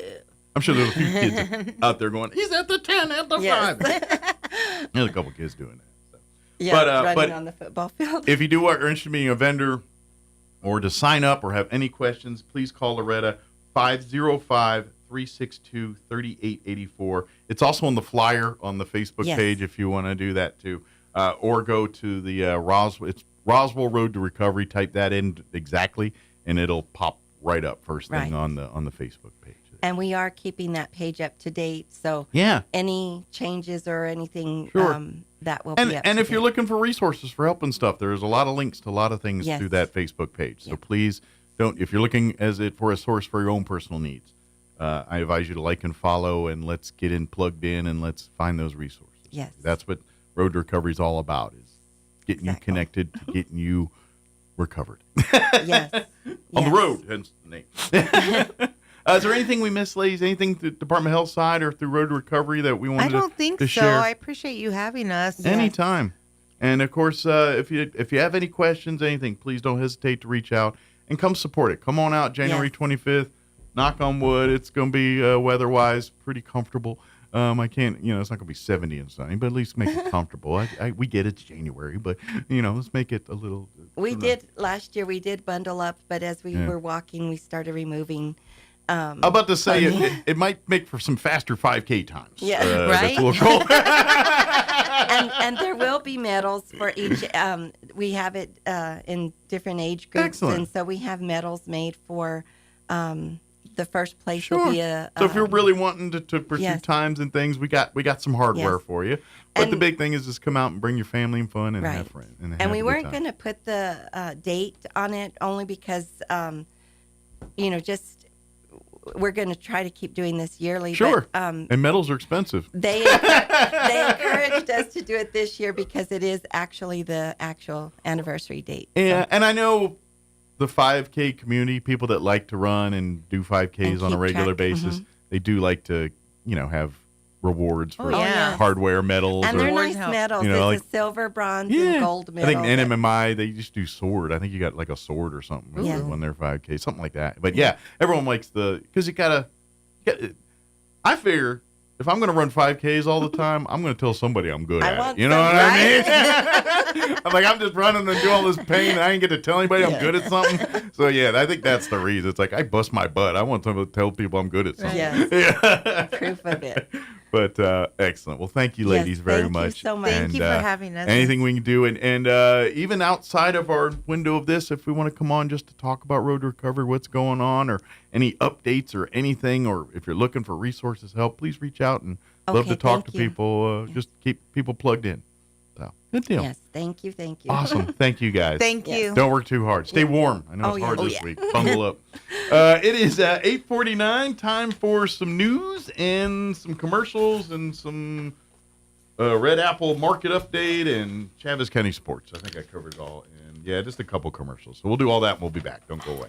Now, your Pecos Valley news update. I'm Jared Cirillo. Roswell police are asking for some help. They're trying to find a person of interest in a murder case from New Year's Day. Police are trying to locate 35-year-old Christopher Cervantes of Roswell for questioning as part of the investigation. You can see Cervantes' picture on the Roswell Police Facebook page. Police are also trying to find a green or silver Chevy Silverado pickup truck. 24-year-old Marco Antonio Munoz was found dead of gunshot wounds near East Chisholm Street and Cahoon Avenue. A swearing-in ceremony is planned for today for newly elected and re-elected Eddy County Commissioners. The ceremony will be held in the Commission Chambers at the Eddy County Admin Building in Carlsbad. District 5 Commissioner Sarah Cordova of Carlsbad will return to her seat, while Haley Klein of Artesia will take over the District 2 seat after Artesia Mayor John Henry stepped down to run for state representative in New Mexico's 54th House District. He ran unopposed. Philip Troost also is being sworn in as District 3 Commissioner. He succeeds Fred Beard, who opted not to seek another term. Commission Chairman Bo Bowen's term as District 4 Commissioner runs through 2026. You're up to date. I'm Jared Cirillo.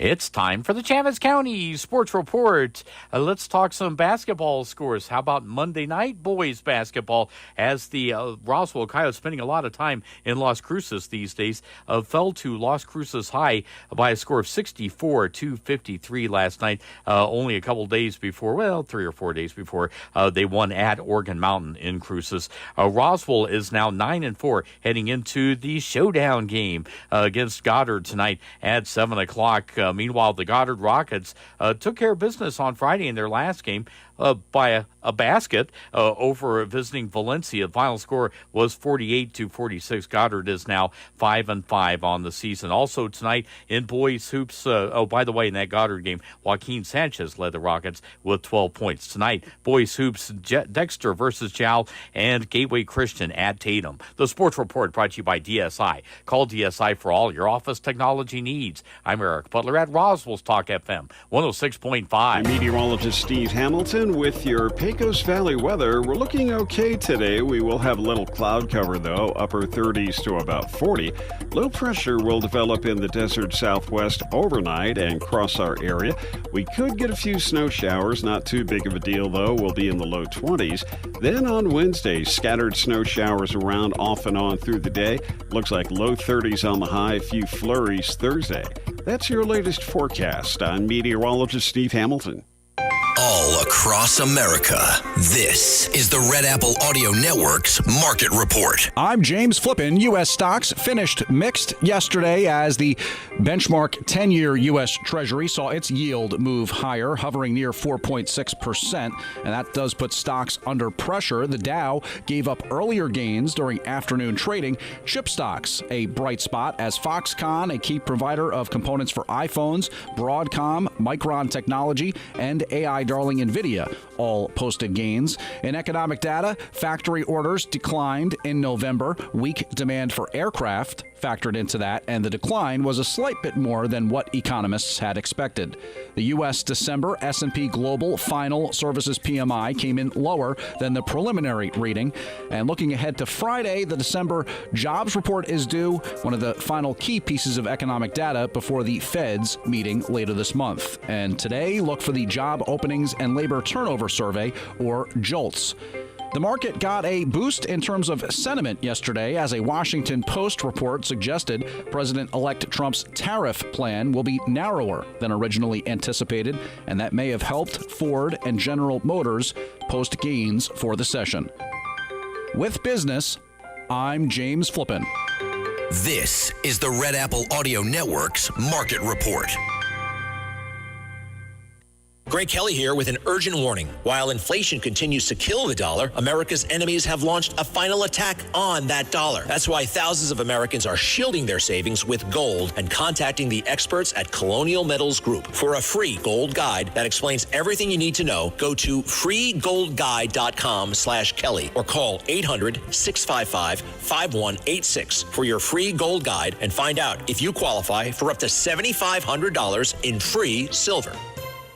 Who doesn't think the dentist is a big deal? I know what you're thinking. What will they find? How much will it hurt? What are my options? Hi, this is Dr. Sarah Usher, and I am here to tell you that here at Carabelli Dental, it is our job to put you at ease. With options like sedation dentistry, you can rest assured that regardless of what dental work you might need, you can get it done while resting comfortably. Call our office now and speak to our knowledgeable staff about setting up your new patient appointment. Come see the team at Carabelli Dental or call 575-622-4455. Have you experienced the Valley Cafe yet? It's much more than lunch or dinner. It's an experience. Chef Anthony Noble is a nominated Chef of the Year and manager with a 4.9 out of 5 kitchen cleanliness rating and a 4.8 out of 5 most love rating. It's time for you to experience the difference that so many others already have at the Valley Cafe. Visit for lunch or dinner at 801 West Brasher, the Orange Building across from Church on the Move in Roswell. And save the Valley Cafe in your contacts. 575-755-EATS. 575-755-3287. Don't forget, we can cater your event too, and a portion of our proceeds go to the Dream Center in Roswell. So your pecans aren't as big and bountiful as they used to be?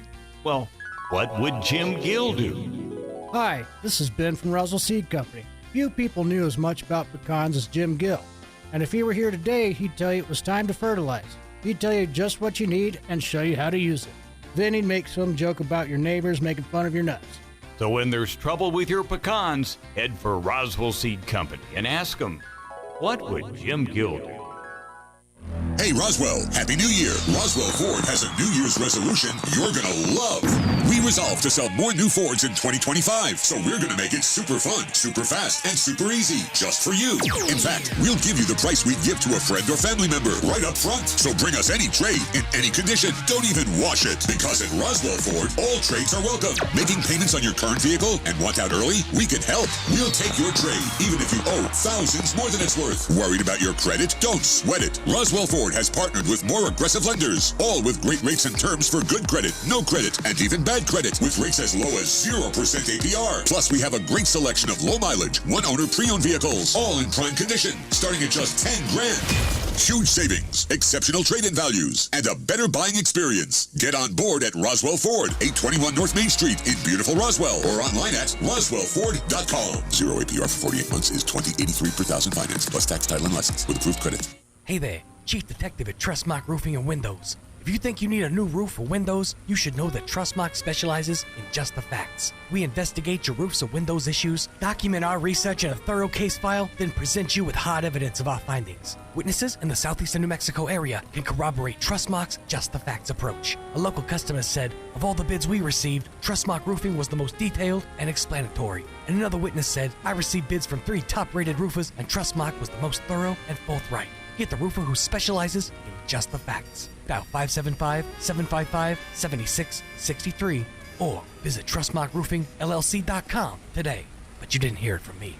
Jennifer here at Trustmark Roofing and Windows. At Trustmark, we're all about our customers, and that is because we have some of the best people in the world at our company. Call now and ask about our special offers. 575-755-7663. Trustmark Roofing, we put people first. If you need a Kubota that works and plays hard, stop looking. You'll find everything you need at Amigo Machinery. When it comes to tough Kubota tractors, mowers, construction equipment, and utility vehicles, all with low-rate financing, Amigo Machinery is your one-stop shop. We are passionately committed to providing our customers with the highest quality products, most innovative solutions, and services delivered with integrity and professionalism. Stop by Amigo Machinery in Roswell or see us online at amigo-machinery.com. Maybe your AC unit needs a little tender loving care. If you don't know where to turn, then you don't know Jack. In fact, they're downright funky. Let the boys at Fergie's Plumbing and Heating get your AC unit ice cold, just like some of my lady friends. Don't let any fool make you lose your cool. Fergie's Plumbing and Heating. If you don't know Fergie, then you don't know Jack. 632-2660. Bill Cunningham is now in Roswell on 106.5 FM KEND Roswell. And good morning. It is closing in on 9 o'clock, 8:59 here. Stay tuned next hour. We're going to replay our interview we had with District Attorney Diana Luce and her lead investigator, Justin Dominguez. We had a conversation with them just before the Christmas holiday. We'll play that for you next hour. Just talking a little bit about, how the sausage made in the DA's office and what they're looking for and what they hope. So we had a great conversation then. We'll play that for you next hour. Of course, if you missed any part of the show already, of course, we had Doug Weiser join us from the Walker Aviation Museum in the 7 o'clock hour. They should be opening in the next couple weeks. Hopefully, the flood, the damage that was done at the airport allows them to open back up. So hopefully we'll do that. And then, of course, we just had the folks from Road Recovery here just a few minutes ago. So go back and check those out at your leisure. Town Hall News is up next. We'll be back on the other side of news. Don't go away. News this hour from townhall.com. I'm Rich Thomason. They won't be off the hook for what they owe, but millions of people will no longer be haunted by their unpaid medical bills when applying for credit. Unpaid medical bills will no longer appear on credit reports where they can block people from mortgages, car loans, or small business loans. The Consumer Financial Protection Bureau says the rule will remove $49 billion in medical debt from the credit reports of more than 15 million Americans. The Bureau estimates the change will raise credit scores by an average of 20 points and could lead to 22,000 additional mortgages being approved every year. I'm Julie Walker. Meta is dumping its censorship regime on Facebook and Instagram, a third-party fact-checking program being replaced with community notes written by users. This is similar to the model employed by X. President Biden paid a visit to New Orleans yesterday, the city shaken by the deadly French Quarter terror attack. My wife Jill and I are here to stand with you, to grieve with you, to pray with you, to let you know you are not alone. President Biden is putting another 849,000 acres off limits to oil and gas exploration and mining, establishing 2 more national monuments in California. Mr. Biden has stepped up efforts to ban oil and gas drilling ahead of President-elect Trump taking office. Mr. Trump has vowed to make America energy independent again and to lower prices at the gas pump. Former President Carter's body will be moved to the U.S. Capitol Rotunda later today. He'll lie in state until Thursday's state funeral at Washington National Cathedral. On Wall Street this morning, the Dow is 87 points higher, while the Nasdaq is down 207 points, and the S&P is off 19 points. More on these stories at townhall.com. You know, as they say, one person's personal information is another person's treasure. Exactly. That's why I use NordVPN every time I surf the web. Features like Threat Protection Pro's safeguard devices from phishing websites and disable intrusive ads and trackers. Just check NordVPN.com, grab the deal, and see for yourself. NordVPN. Cybersecurity built for every day. Attention American homeowners, you're under attack. Your home and equity could be vulnerable to cyber thieves. There's only one company that completely stops them, and that company is Equity Protect. Equity Protect prevents any attempts to steal your home, equity, and ownership 24/7. Get your free risk report today by texting the word HOME to 94878. That's right, text the word HOME to 94878 to get your free risk report. Keep your equity and legacy safe with Equity Protect. France marks a somber anniversary. A decade after gunmen stormed the offices of satirical newspaper Charlie Hebdo in a deadly assault that shook France to its core, the nation's pausing to honor the victims and grapple with the evolving challenges of free expression and terrorism. President Emmanuel Macron and Paris Mayor Anne Hidalgo are leading solemn tributes at the site of the attack, where 12 people, including some of France's most beloved cartoonists, were killed on January 7, 2015. The massacre, carried out by 2 brothers claiming allegiance to Al-Qaeda, marked the start of a wave of extremist violence, pushing the country to reassess its security priorities and commitment to free speech. I'm Charles Villadesma. A powerful earthquake has shaken a mountainous region of western China near Nepal, killing at least 126 people. The official Xinhua news agency says more than 60 other people were injured. News and analysis, townhall.com.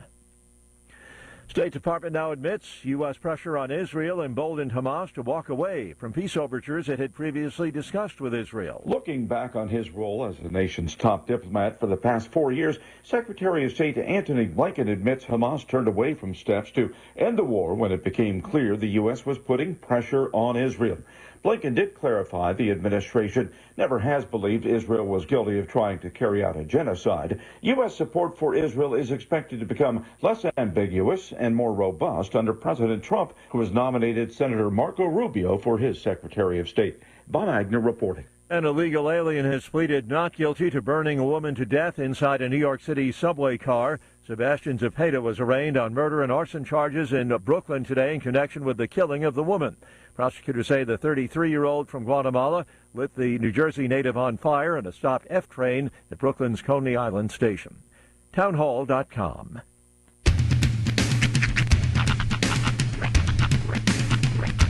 What in the wide, wide world of sports is going on here? I promise you, whatever scum did this, not one man in this force will rest for 1 minute until he's behind bars. Now let's grab a bite to eat. Yeah, come on. I feel the hot wind on my shoulder and the touch of a world that is older. I hit the switch and check the number. I leave it on and then I slumber. I hear the rhythm ringing through it. Flamenco guitar and cumbia music. I hear the talking of the DJ. The travel listen, what does he say? I'm on a Mexican radio. I'm on a Mexican world radio. Broadcasting live from high atop the J.P. White Building in downtown Roswell, New Mexico. It's Mornings with Mike Winters on 106.5 Roswell's Talk FM. Is that what I sound like when I talk? Now, here's your host, Mike Winters. And good morning. It is 6 minutes after 9 o'clock. Welcome. Hour number 3. Tres Sacos. See, yeah, they left us some cool shillelagh socks. So that's where you got that from. Okay. Yeah. And then the tails sock, which that's really cool. Yeah, neat. Yeah. Very cool gift. There's Pink Floyd, there's Hello Kitty, there's Beetlejuice, and Tails, like DuckTales. What are we talking about? No, Tails from Sonic. That's Sonic Sonic's partner, the Tails. Hedgehog. They call him Tails because he's got two tails. He's a two-tailed fox. Ah, okay. Yeah, I'm not gonna try him on. I think I'm gonna have to take Hello Kitty just based on the fact that my daughter likes Hello Kitty, so I'll reserve that one. 1 mile tails per hour. Yes. I always loved the fact that his name was Miles per hour. Yeah. Yeah, I've never seen Sonic. I don't know anything.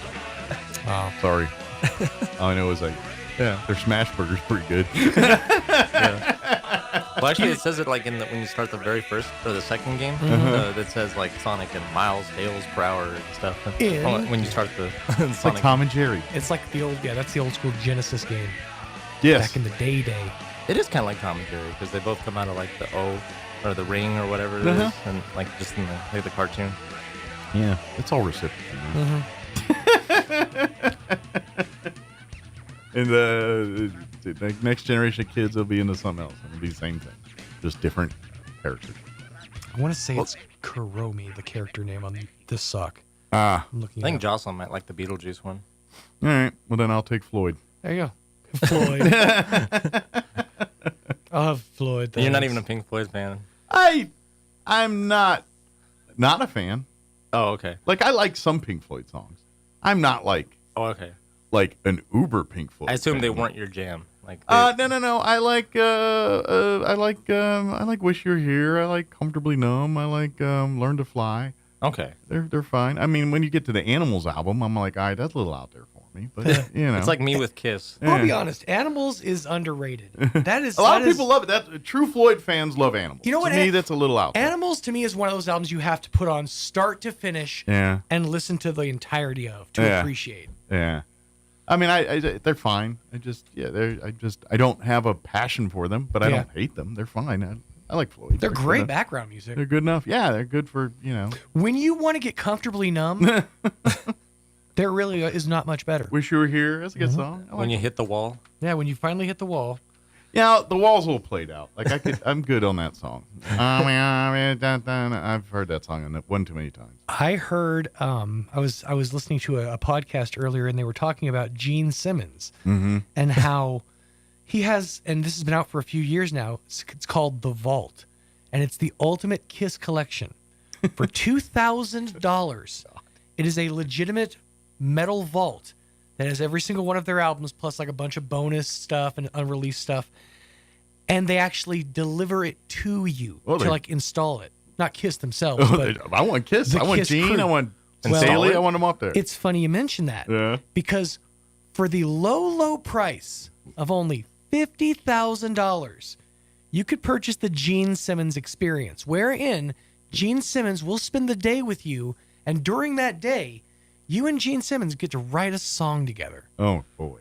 That sounds Because like what you find out when you look into it is Gene Simmons in his solo stuff has like 168 unreleased songs that he's just written. You could be 169. That's right. Nice. So, $50,000. The only person who could afford that is a SoundCloud rapper. Well, my theory is... These are the same people that are buying the Kiss coffin, by the way. If you were like uber rich and you really wanted to play a prank on somebody who just didn't like Kiss, you get him this package. Gene Simmons hanging You're like, out hey, with him all buddy, day. guess what? You get to spend the entire day with Gene Simmons. That's right. It would be the best prank possible, but also the most expensive one. It would, but I guess it would be worth it in the right mind. Yeah, if Elon Musk is chump change, so you got to think if he wants to just randomly put Trump out for a day with. Well, to me, it's just like You ever seen the Impractical Jokers? It's an early one where Q got the punishment of where he was handcuffed to a mime for 24 hours. I'm not sure who that's worse for. I feel like that's what this is kind of like. That's pretty bad. That feels also like a punishment to the mime, though, if you really think about it. I don't know. The mime seem to be digging it, man. And it's funny because, like, if you ever watch that episode the whole night, because he literally stays the night with him in the hotel, the whole deal. And he stays in character? Yes. That's fantastic. And it's finally at the very end, they uncuff each other. The mime's like, "Hey, man, thanks," and then leaves. That's Marcel Marceau in silent movie levels of irony. It's a good Impractical Joke. Well done. I think it's a first season one. It's an early one. So. Did they have like some new guy there? No. What they did was Joe Gatto retired. Mm-hmm. Yes, Joe is not there. So a lot of times, what they'll do, it's just the three of them. But almost every episode, they'll have a celebrity buddy of theirs come in for the punishment. Because there's a fourth guy on the cover once. Of the new season. Yeah, yes. I don't think it's the same fourth guy every episode. Like they literally they'll have cameos and different. Like like one time it was MJF, the wrestler. Yeah, there was the comedian that even Jericho was pranking and everything too. Actor comedian. He did that show with Johnny Knoxville and you're talking about Gabrielle Sidibe.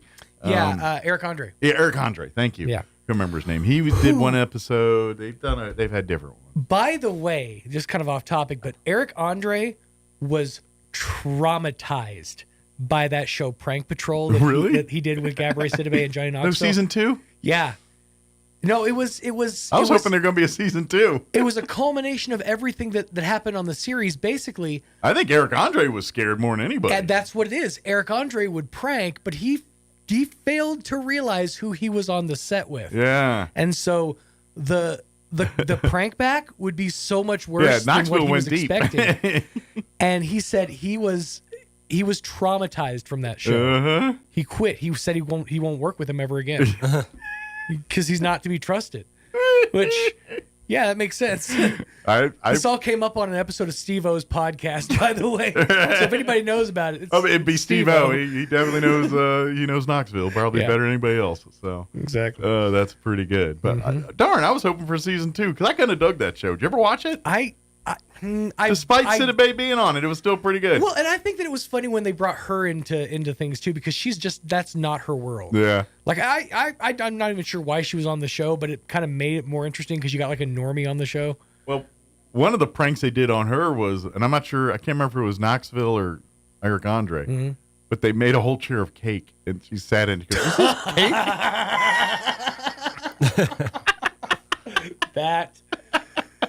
That's fantastic. Yeah, so she sat in a chair of cake thinking it was like part of the furniture for the show.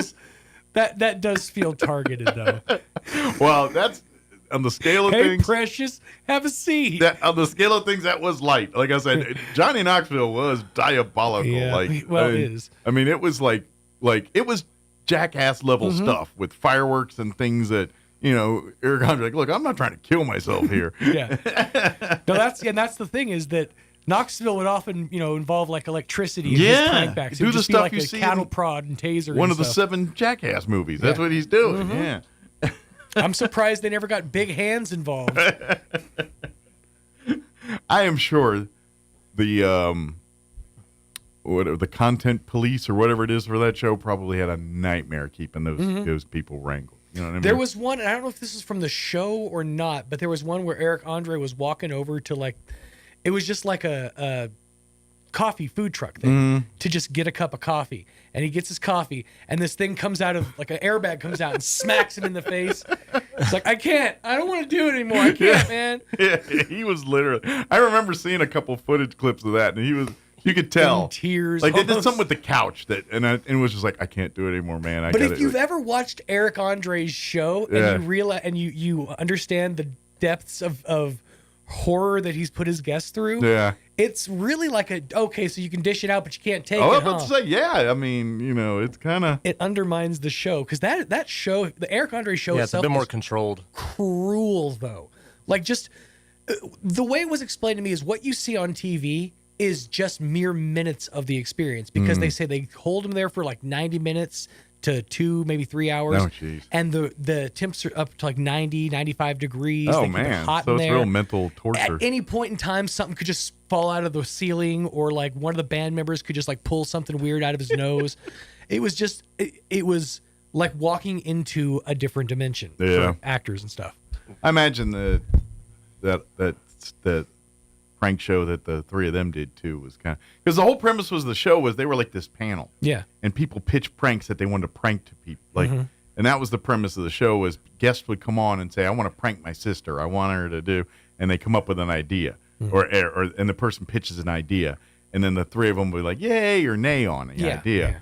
Or some of them, a lot of times what happens, like, I like that, but I want to do this, and then they'd build off, and then basically it would be like The Voice, where it's like, I will take, and then one of the three will take on like this teams, person. Yeah, kind of deal. So that's how they did it. Yeah, I doubt there'll be a second season, especially not with the current cast. Well, that's unfortunate, because I kind of dug that show. He had to know what he was signing up for, though. Eric Andre. Yeah. Like, just you would think. If you watched Jackass, you'd know what you were signing up for. Like, I guess he thought that was all just TV. He didn't realize that guy lives that way. Yep. Every day of his life. That's the thing with those guys. They couldn't do it off camera. That's why half of them are in rehab or dead or dealing with all kinds of issues. So, yeah. Or just completely clean, sober, and living his best life like Steve-O. Yeah. Go figure. Of all of the ones that made it out, he was the one. Yeah, he was the one. That was. Well, I feel like if you split off into the BAM crowd, did not end well for you. You know what I mean? Anyway, hindsight. Westchester, Pennsylvania turns out not the best place to raise Turns a out family. the BAM, Viva La BAM shows were a little too close to home and not as funny as we thought they were. Yeah, I blame Don Vito. He was the real one the whole time. We just weren't paying attention. Oh, yeah, he was.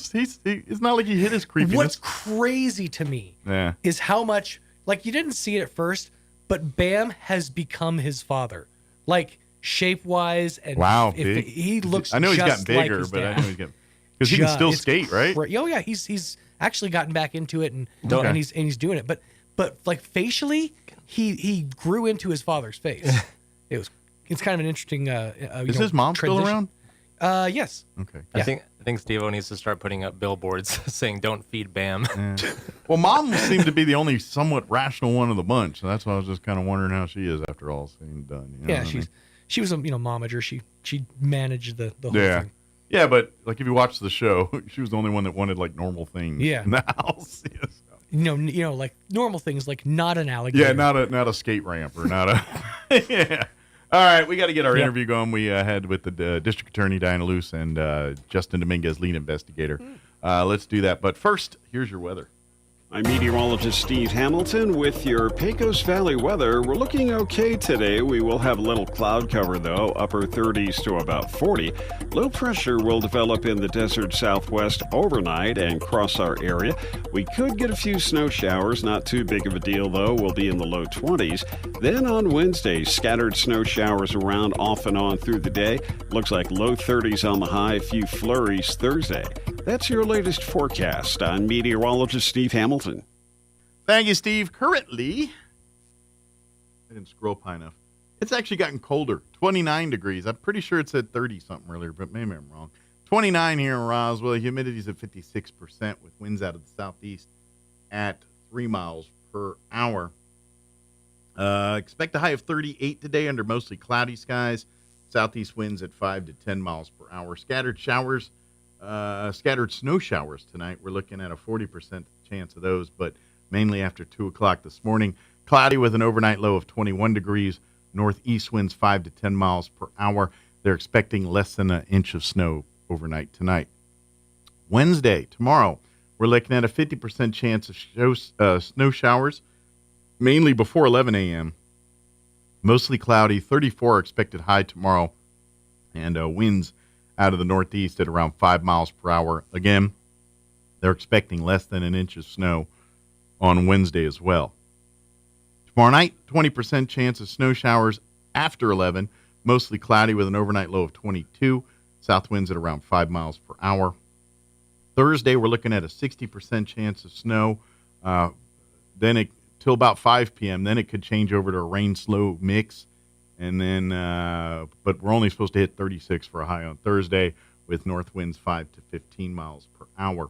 We're looking at a 30% chance of rain and snow mix till about 8, then changing it back over till snow Thursday night.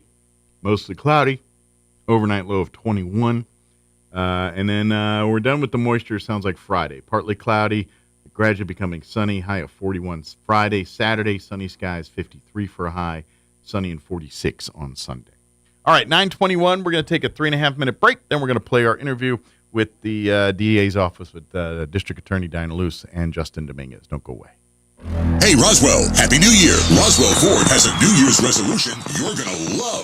We resolve to sell more new Fords in 2025, so we're going to make it super fun, super fast, and super easy, just for you.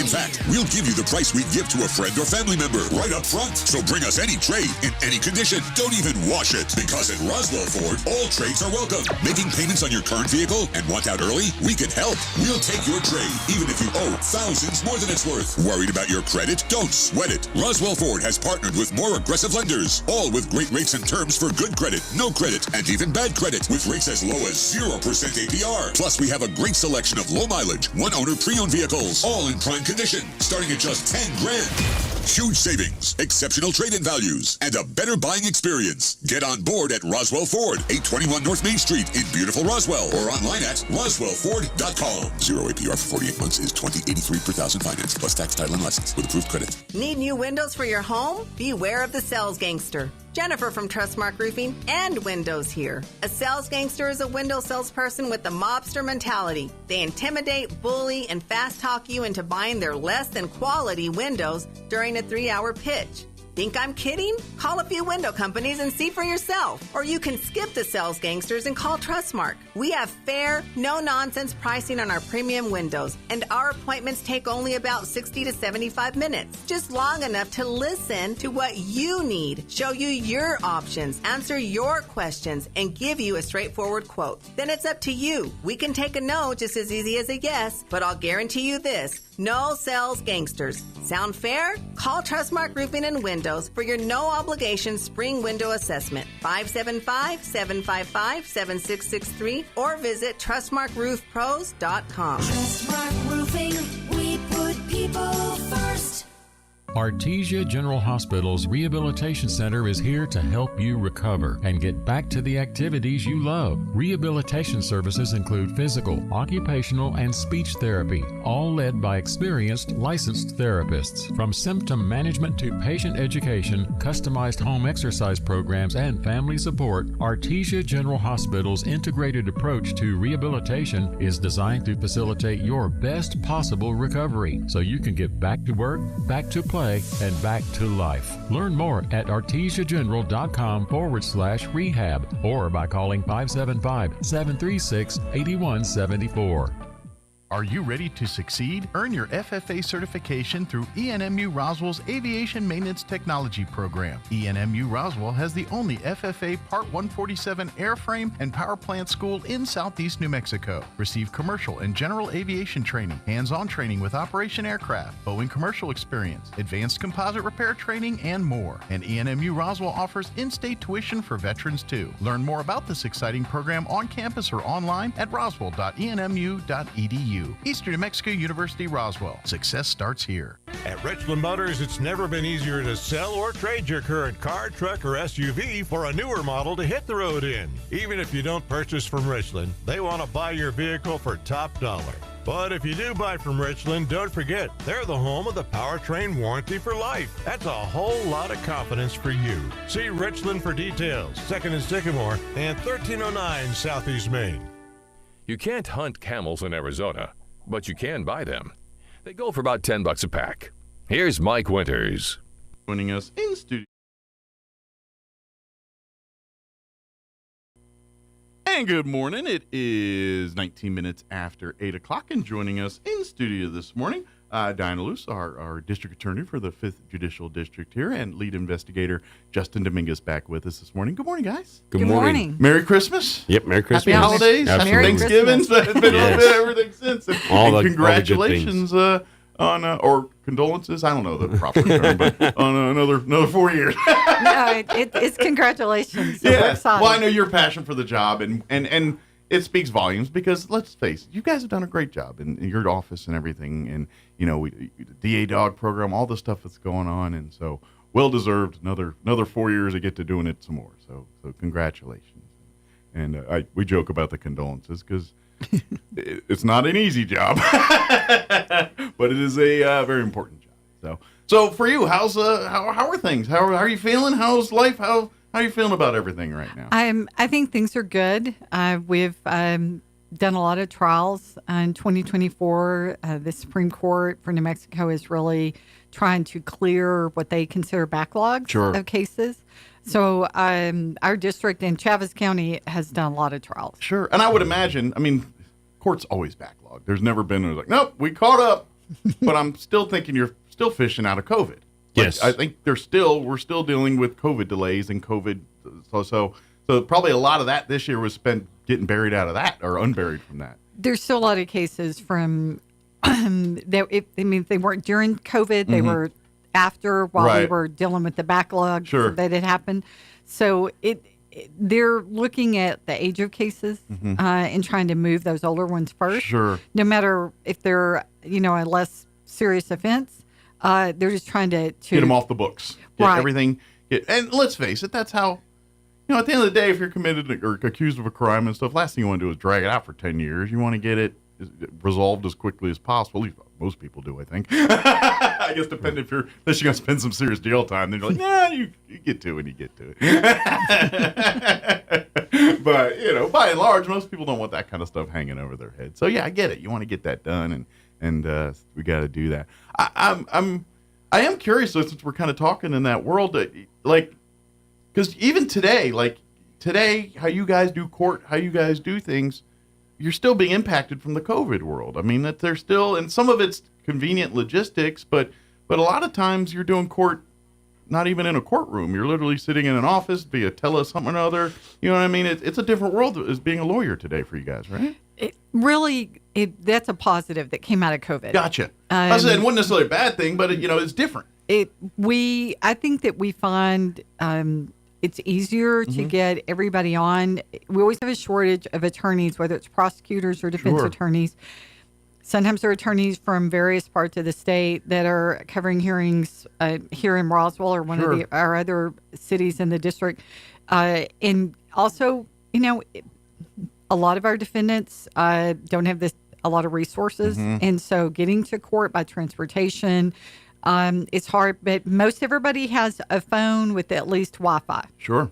Absolutely. You're right. And I imagine the state alone saves thousands of dollars of just forget attorneys and everything else, just transporting people from jail to court, this and that, and it's extra risk that may not be just inside. They're looking at it like, well, that's one less safety risk we got to worry about, Yes, sir. But financially, it saves gas money, it saves labor, that saves basically instead of driving them downtown or driving them an hour to a courthouse or wherever they got to go, depending on what's going on, they literally bring them down the hall to the courthouse and the jail, and they can conduct business. And for you as attorneys, even because by and large, you don't have attorneys that have a case in Carlsbad one and then later the afternoon in Roswell. They're pretty much, but they might be like, okay, I got to be in this courtroom at 2:00, in this courtroom at 4:00, and then this court, and this is going long. Now you're in one room and you're like, you can just boom, boom. You know what I mean? So it really does save time and logistics there. Even for attorneys, just I got to bounce from that courtroom to this courtroom to this courtroom, and now I just do it all in one spot. So, well, and even on the contrary, I think in our area, our communities are so close-knit that we'll have what you consider conflict cases where an attorney from Hobbs will have to cover a case in Artesia, or like an Eddy County attorney will have to cover a case in Chaves County because there's some type of a conflict because of the communities or the ties therein. So there are cases or instances where we would have to have an attorney from another county cover a case in another county. So being virtual, as long as they're not mandated to be in person, it becomes more efficient to be able to conduct those virtually. I really like it because it really is a win-win for everybody. But is there drawbacks though? Because when it comes to signing things and documents and or electronic world make pretty seamless with that too now. Yeah, no, I think what the financial industry created a digital electronic world long before law did. Gotcha. So you just get to take advantage of it. We can e-sign. Everything can be a PDF. It can come to you in email. I mean, you can sign things from your phone if you need to. So really and truly, that is more efficient than trying to track down where did that piece of paper go. Is there still things that we need to work on, like on the legislative side of it, to where, because I imagine there's things that you cannot access because of maybe an archaic law or something that isn't thinking about modern times and modern technologies. Is there a lot of that kind of, and what I'm trying to say is like maybe a piece of evidence or something that we all know is but because the law states something is done as a certain way, kind of like for instance, the baby safety locker issue. Some cities are having an issue because the state law is saying something like you can't put a baby in a box. You have to hand them to a physical person. So city ordinances or stuff are changing. Okay, no, we can make the box acceptable. Stuff like that. Are you dealing with issues from the legislative side, maybe in technology like that, where it's like, we all know this is the right thing, but because the way the law is written, it's really hampering us from doing the technology side of it? The only thing that we really see is really it's the constitutional protections that require confrontation in person. And our Supreme Court really hasn't found a way, other than if all sides agree. Gotcha. To let like expert witnesses testify virtually. Now, we can always agree. The state can agree. Sure. But defense doesn't. The defendant's rights are to have the person there in person to confront them. And so we've agreed to have experts for the defense testify by video in jury trial. But we're not allowed to do the reciprocal. Sure. And kind of another thing that's kind of maybe a future problem that not just here in Roswell, but every single court in the land's going to have to deal with is as technology advances and all this AI and all this other things come into play, what's considered evidence and how it's considered evidence is going to have to be addressed and looked at. Right. And things like that. Because as we get, it's not going to get worse. It's going to get better, this technology. Well, and I think on the law enforcement side, as far as our agencies are concerned, we're seeing programs coming out now where they're able to take your cameras, our body-worn cameras, and automatically download the footage from an incident, and then AI will come in, view that incident, and automatically type up or generate a report for the officer based upon that incident. So now then we have to start looking at, can an officer testify to what artificial intelligence is writing in that report because they didn't specifically write it? And then are they reviewing that report to be able to affirm or swear or affirm that those are the incidents that took place? So and then also, so it's good and bad because ideally, in theory, that sounds like an amazing tool for law enforcement to have, because I know you guys love doing reports. But well, and you know what's I don't mind them. But there's a lot of guys that do. Really streamline that process for you, because I'm sure especially depending on a shift, an officer might have to do that times 10, depending on what kind of night they have. Right. You know what I mean? Yeah. And so I could see the benefit there, but at the same time, there's a lot of things we got to be careful about on this other side. And I'm a little crazy because I enjoy writing. It's one of my favorite things to do. Probably why you're in the DA's office doing what you're doing. But and then also compound with that with what you were talking about legislation and technology and stuff, is there's still state statute that mandates you have to have your insurance card with you in person, or you have to have your driver's license with you on your person. It's on your cell phone. Yeah. Your insurance agency will email you a copy of your insurance card, or you can have your when you apply for a driver's license, they'll send you your temporary license on your phone until you get it,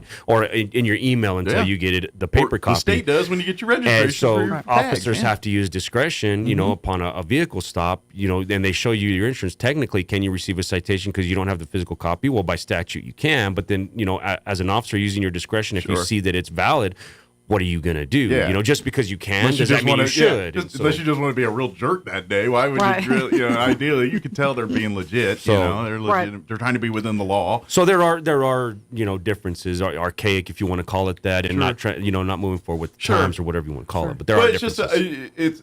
I'm just wondering because we always hear, especially it's fun if you're on the internet, archaic laws, and it's like, did you know in so-and-so Oklahoma, if you walk your horse down the left side, you go to jail, stuff like that. Sure. I'm just wondering how many of those laws are going to come up from this, or we're going to need to address some of that, because these laws are technically not protecting us against some of the new things that are out there. Sure. Stuff, or by vice versa, giving you guys the tools to do what you can do to prosecute cases and all that stuff, and what can be used and what can't be used, and stuff like that. So it's always been. I mean, this is not something new because you guys got constantly involved. I mean, now thanks to social media, that really was a tool, believe it or not, to make law enforcement's job a lot easier.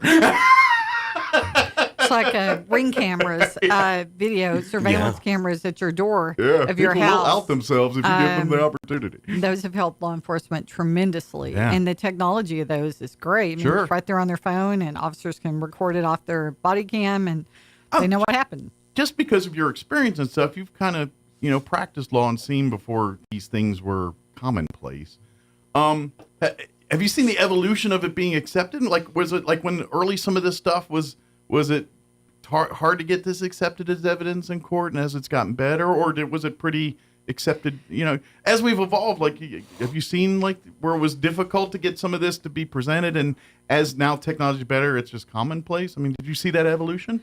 I think we saw us struggling to get courts to allow it in because certain defense counsel would object to it. Sure. And any defense argue counsel worth their salt, they're going to do whatever they can to. That's what they do. Yeah. And then over time, I think maybe just the change in who the people are and the change in judges, different generations of people. Now that a judge might themselves have a Facebook account or they have their own camera, doorbell, TikTok video, right? or whatever. Yeah. It has changed kind of the whole makeup of that. And you'll at times hear judges make comments about, well, everybody knows how this works. And so, it's kind of like, what are we doing here, right? They're the gatekeeper of what comes in, especially if it's a jury, they're the gatekeeper. And so it's the reliability. And so if they don't think, maybe the weight of it, what do you think it shows? Sure, that's you decide. But reliability, that's a whole different question. So I really just think the passage of time and things becoming commonplace are what helped us more than any changes in statute or rules or rulings by courts. Has it changed how your prosecutors and yourself have built cases? Like the thought process there a little bit? I mean, it's always about the evidence and everything else, but what's deemed evidence and what you're thinking, like could you see some of this stuff and said, look, I could never have built a case on this 2 years ago, but now this is a case. I mean, are you seeing some of that evolution in like from your side in building cases and things too? I think it has given us better evidence. I think the only other thing that's really changed is the changes that have come about in testing of evidence. Gotcha. The FBI. Yeah, DNA is a whole. Yeah, it's like, quite frankly, it's like even because most people probably cared about DNA with OJ. I mean, let's face it, that was kind of when DNA evidence and everyone with OJ, that put it in everybody's world. Well, I think New Mexico specific, the biggest change we've seen in regards to DNA is probably Katie Sepich case out of Las Cruces. But I guess my point was that like DNA back when you thought DNA is night and day difference from the 90s and OJ and all that. It's not a day difference. Yeah. And all of the private companies that came about that started collecting your DNA because you wanted to know about your own history, right? Who the 23s you are, and B's and all right. that. Yeah.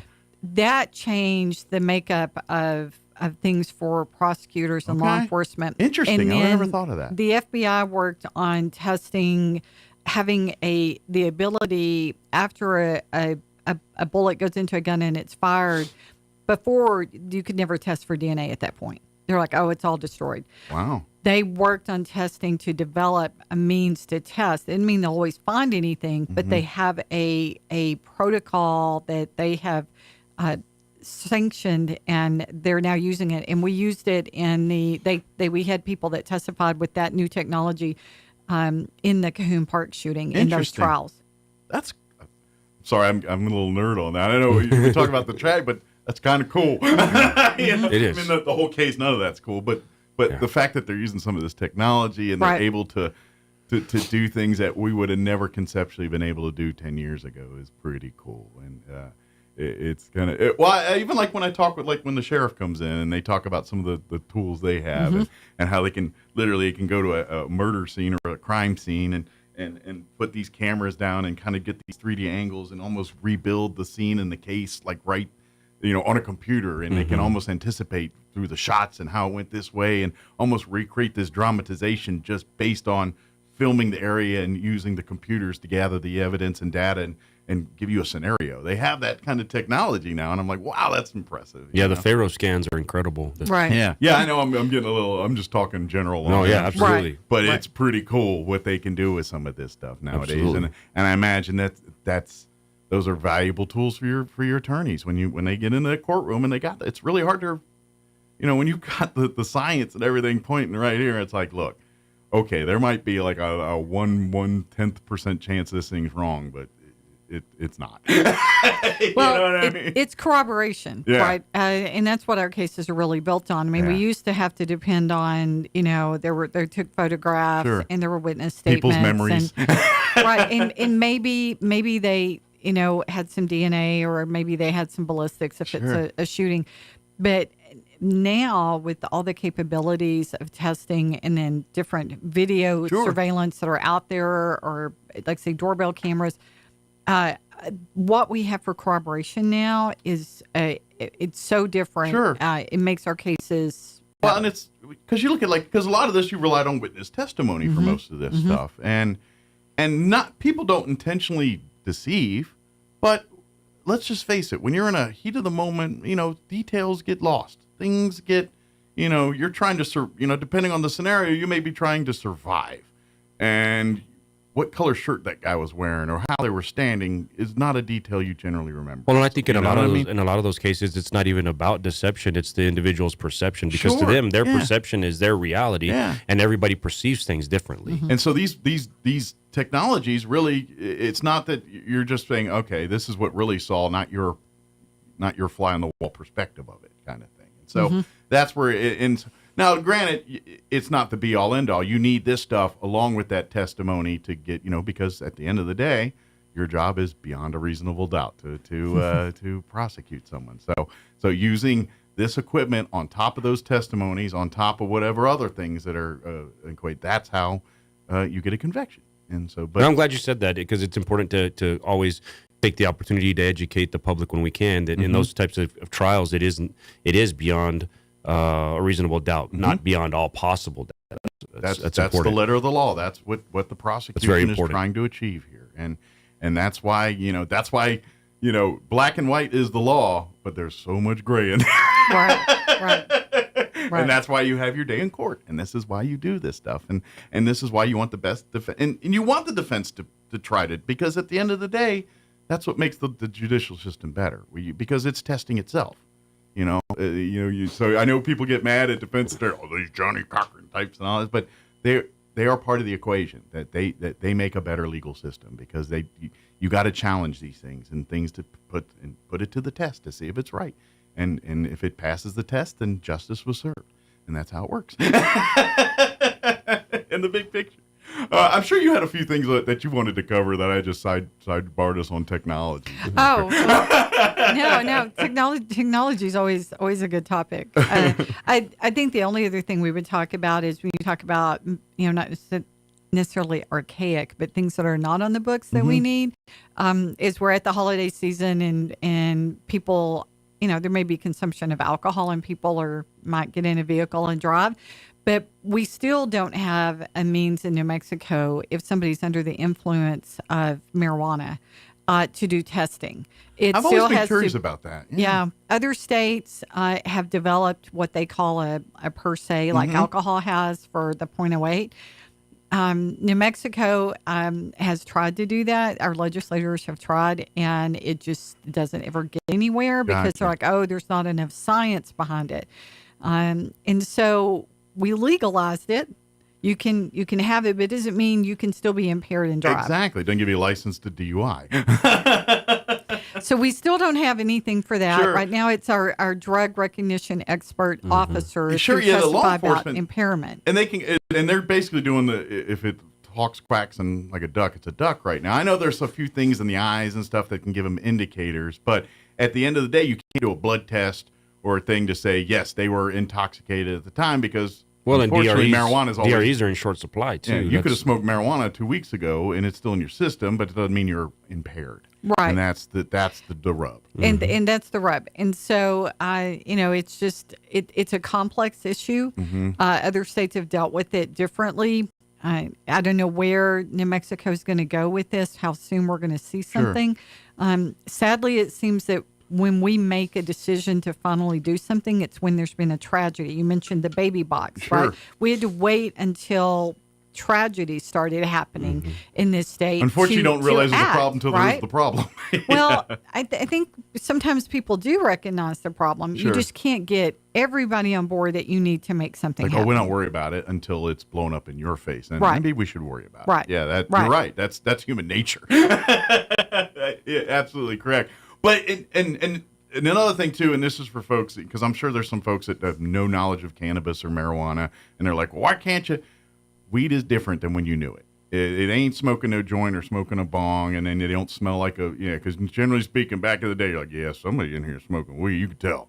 But between the edibles and tinctures and the science that's going on, you could be so impaired on weed and you don't smell nothing here, because they could be vaping it, they could be eating it, they could be just putting it in their tea or whatever they're doing to it now.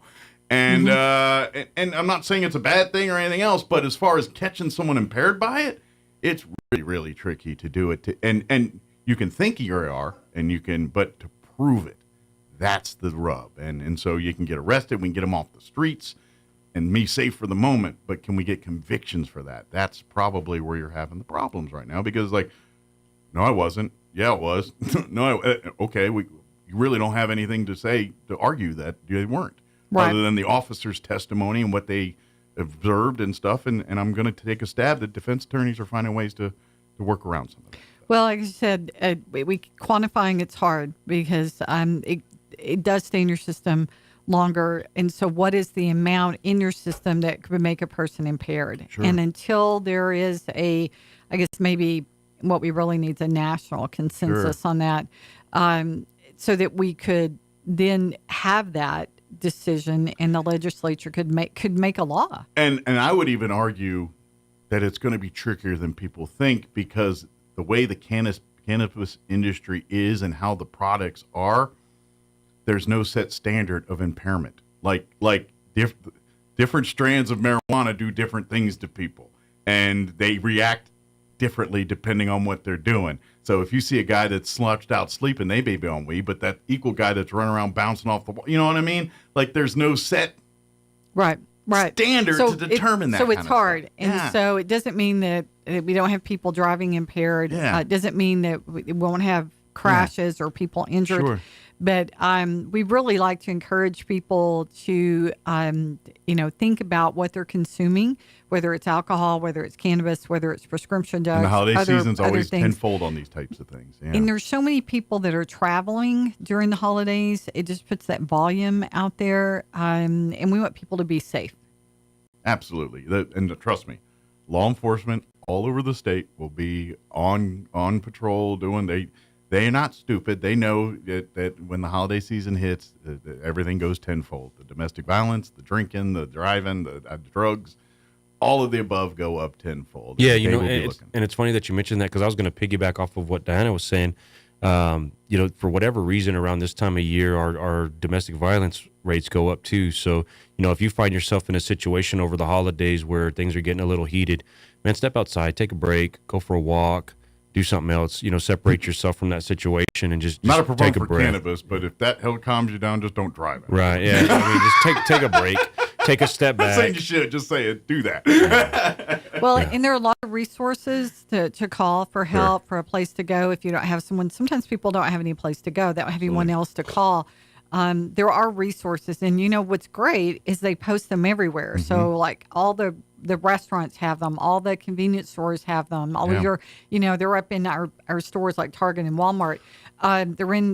They're posted, save those numbers, memorize those numbers, whatever you need to do. And I'm sure all of our local law enforcement, you call if they need a ride or whatever, they'll make sure, I know I know for folks in Eddy County, their DWI program's got a deal. They're working with law enforcement and a few other local agencies where you call and they'll come pick you up. And I'm sure there's something very similar here in Chavez County as well, too. But, for the kind of a safe ride, so to speak. Yeah, exactly. What they exactly call all of them. Each county has different versions They all have of different them. names. But whether They're all it's there. whether you're impaired, whether you're in a domestic violence situation, call for somebody. Don't feel like that people don't have time or won't help you, because they will. Absolutely. Trust me, they will. They want you to do this now than having to deal with the consequences of you not doing this. Yeah, step away, take a breath, take a break, figure it out, separate yourself from that environment. There is nothing that's going to happen over the next 2 weeks that's going to be something that you can't walk back from if you just take a moment to think for a second. I know family. There's nobody better getting you mad than your family sometimes. I get it. Yeah, and everybody's dynamic is different. Sure. Just take a breath. Yeah, and I get it. Close proximity, holidays, and all that. But focus on the fun stuff. And when someone had a little too much, and they walk away. Just don't drive Please. away. Please. But separate. Take a chill pill. Go. Whatever you got to do.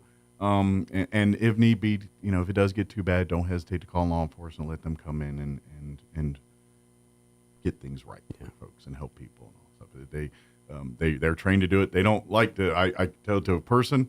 You walk to. I'm going to say Justin's probably going to say the same thing. Every law enforcement person I've ever talked to said, "What's the worst things?" 9 times out of 10, it's the domestic violence ones. Those are the ones they usually have. They see the worst. Those are the hardest calls for enforcement most of the time. Yeah. They're not fun. That's for sure. Yeah. Just take a breath. Yep. So let's for your own sanity and for our law enforcement, let's do our best to kind of and let's face it, you don't want to have to deal with Diana down the road here, and you're gonna eventually if you keep doing this. You don't want to. You want to deal with Diana in a good way when she's coming with the dogs and hanging out with you. That's doing right. The fun That's stuff. right. Not when you're looking at her on the other side of the courtroom. You're in a bad way if you're looking at Diana on the other side of the table. Yeah, that's true. This is true here. But for you guys right now, what's kind of is the office going? Just kind of giving the community what needs, things like that. Is there things the community could do to make your office a little easier? With DA dog stuff or anything in general that we can get the public to help out with? Well, the DA dogs are their foundation always will accept any type of support that people want to do, volunteering, monetary donations, and right now they're spending a lot of time going with law enforcement.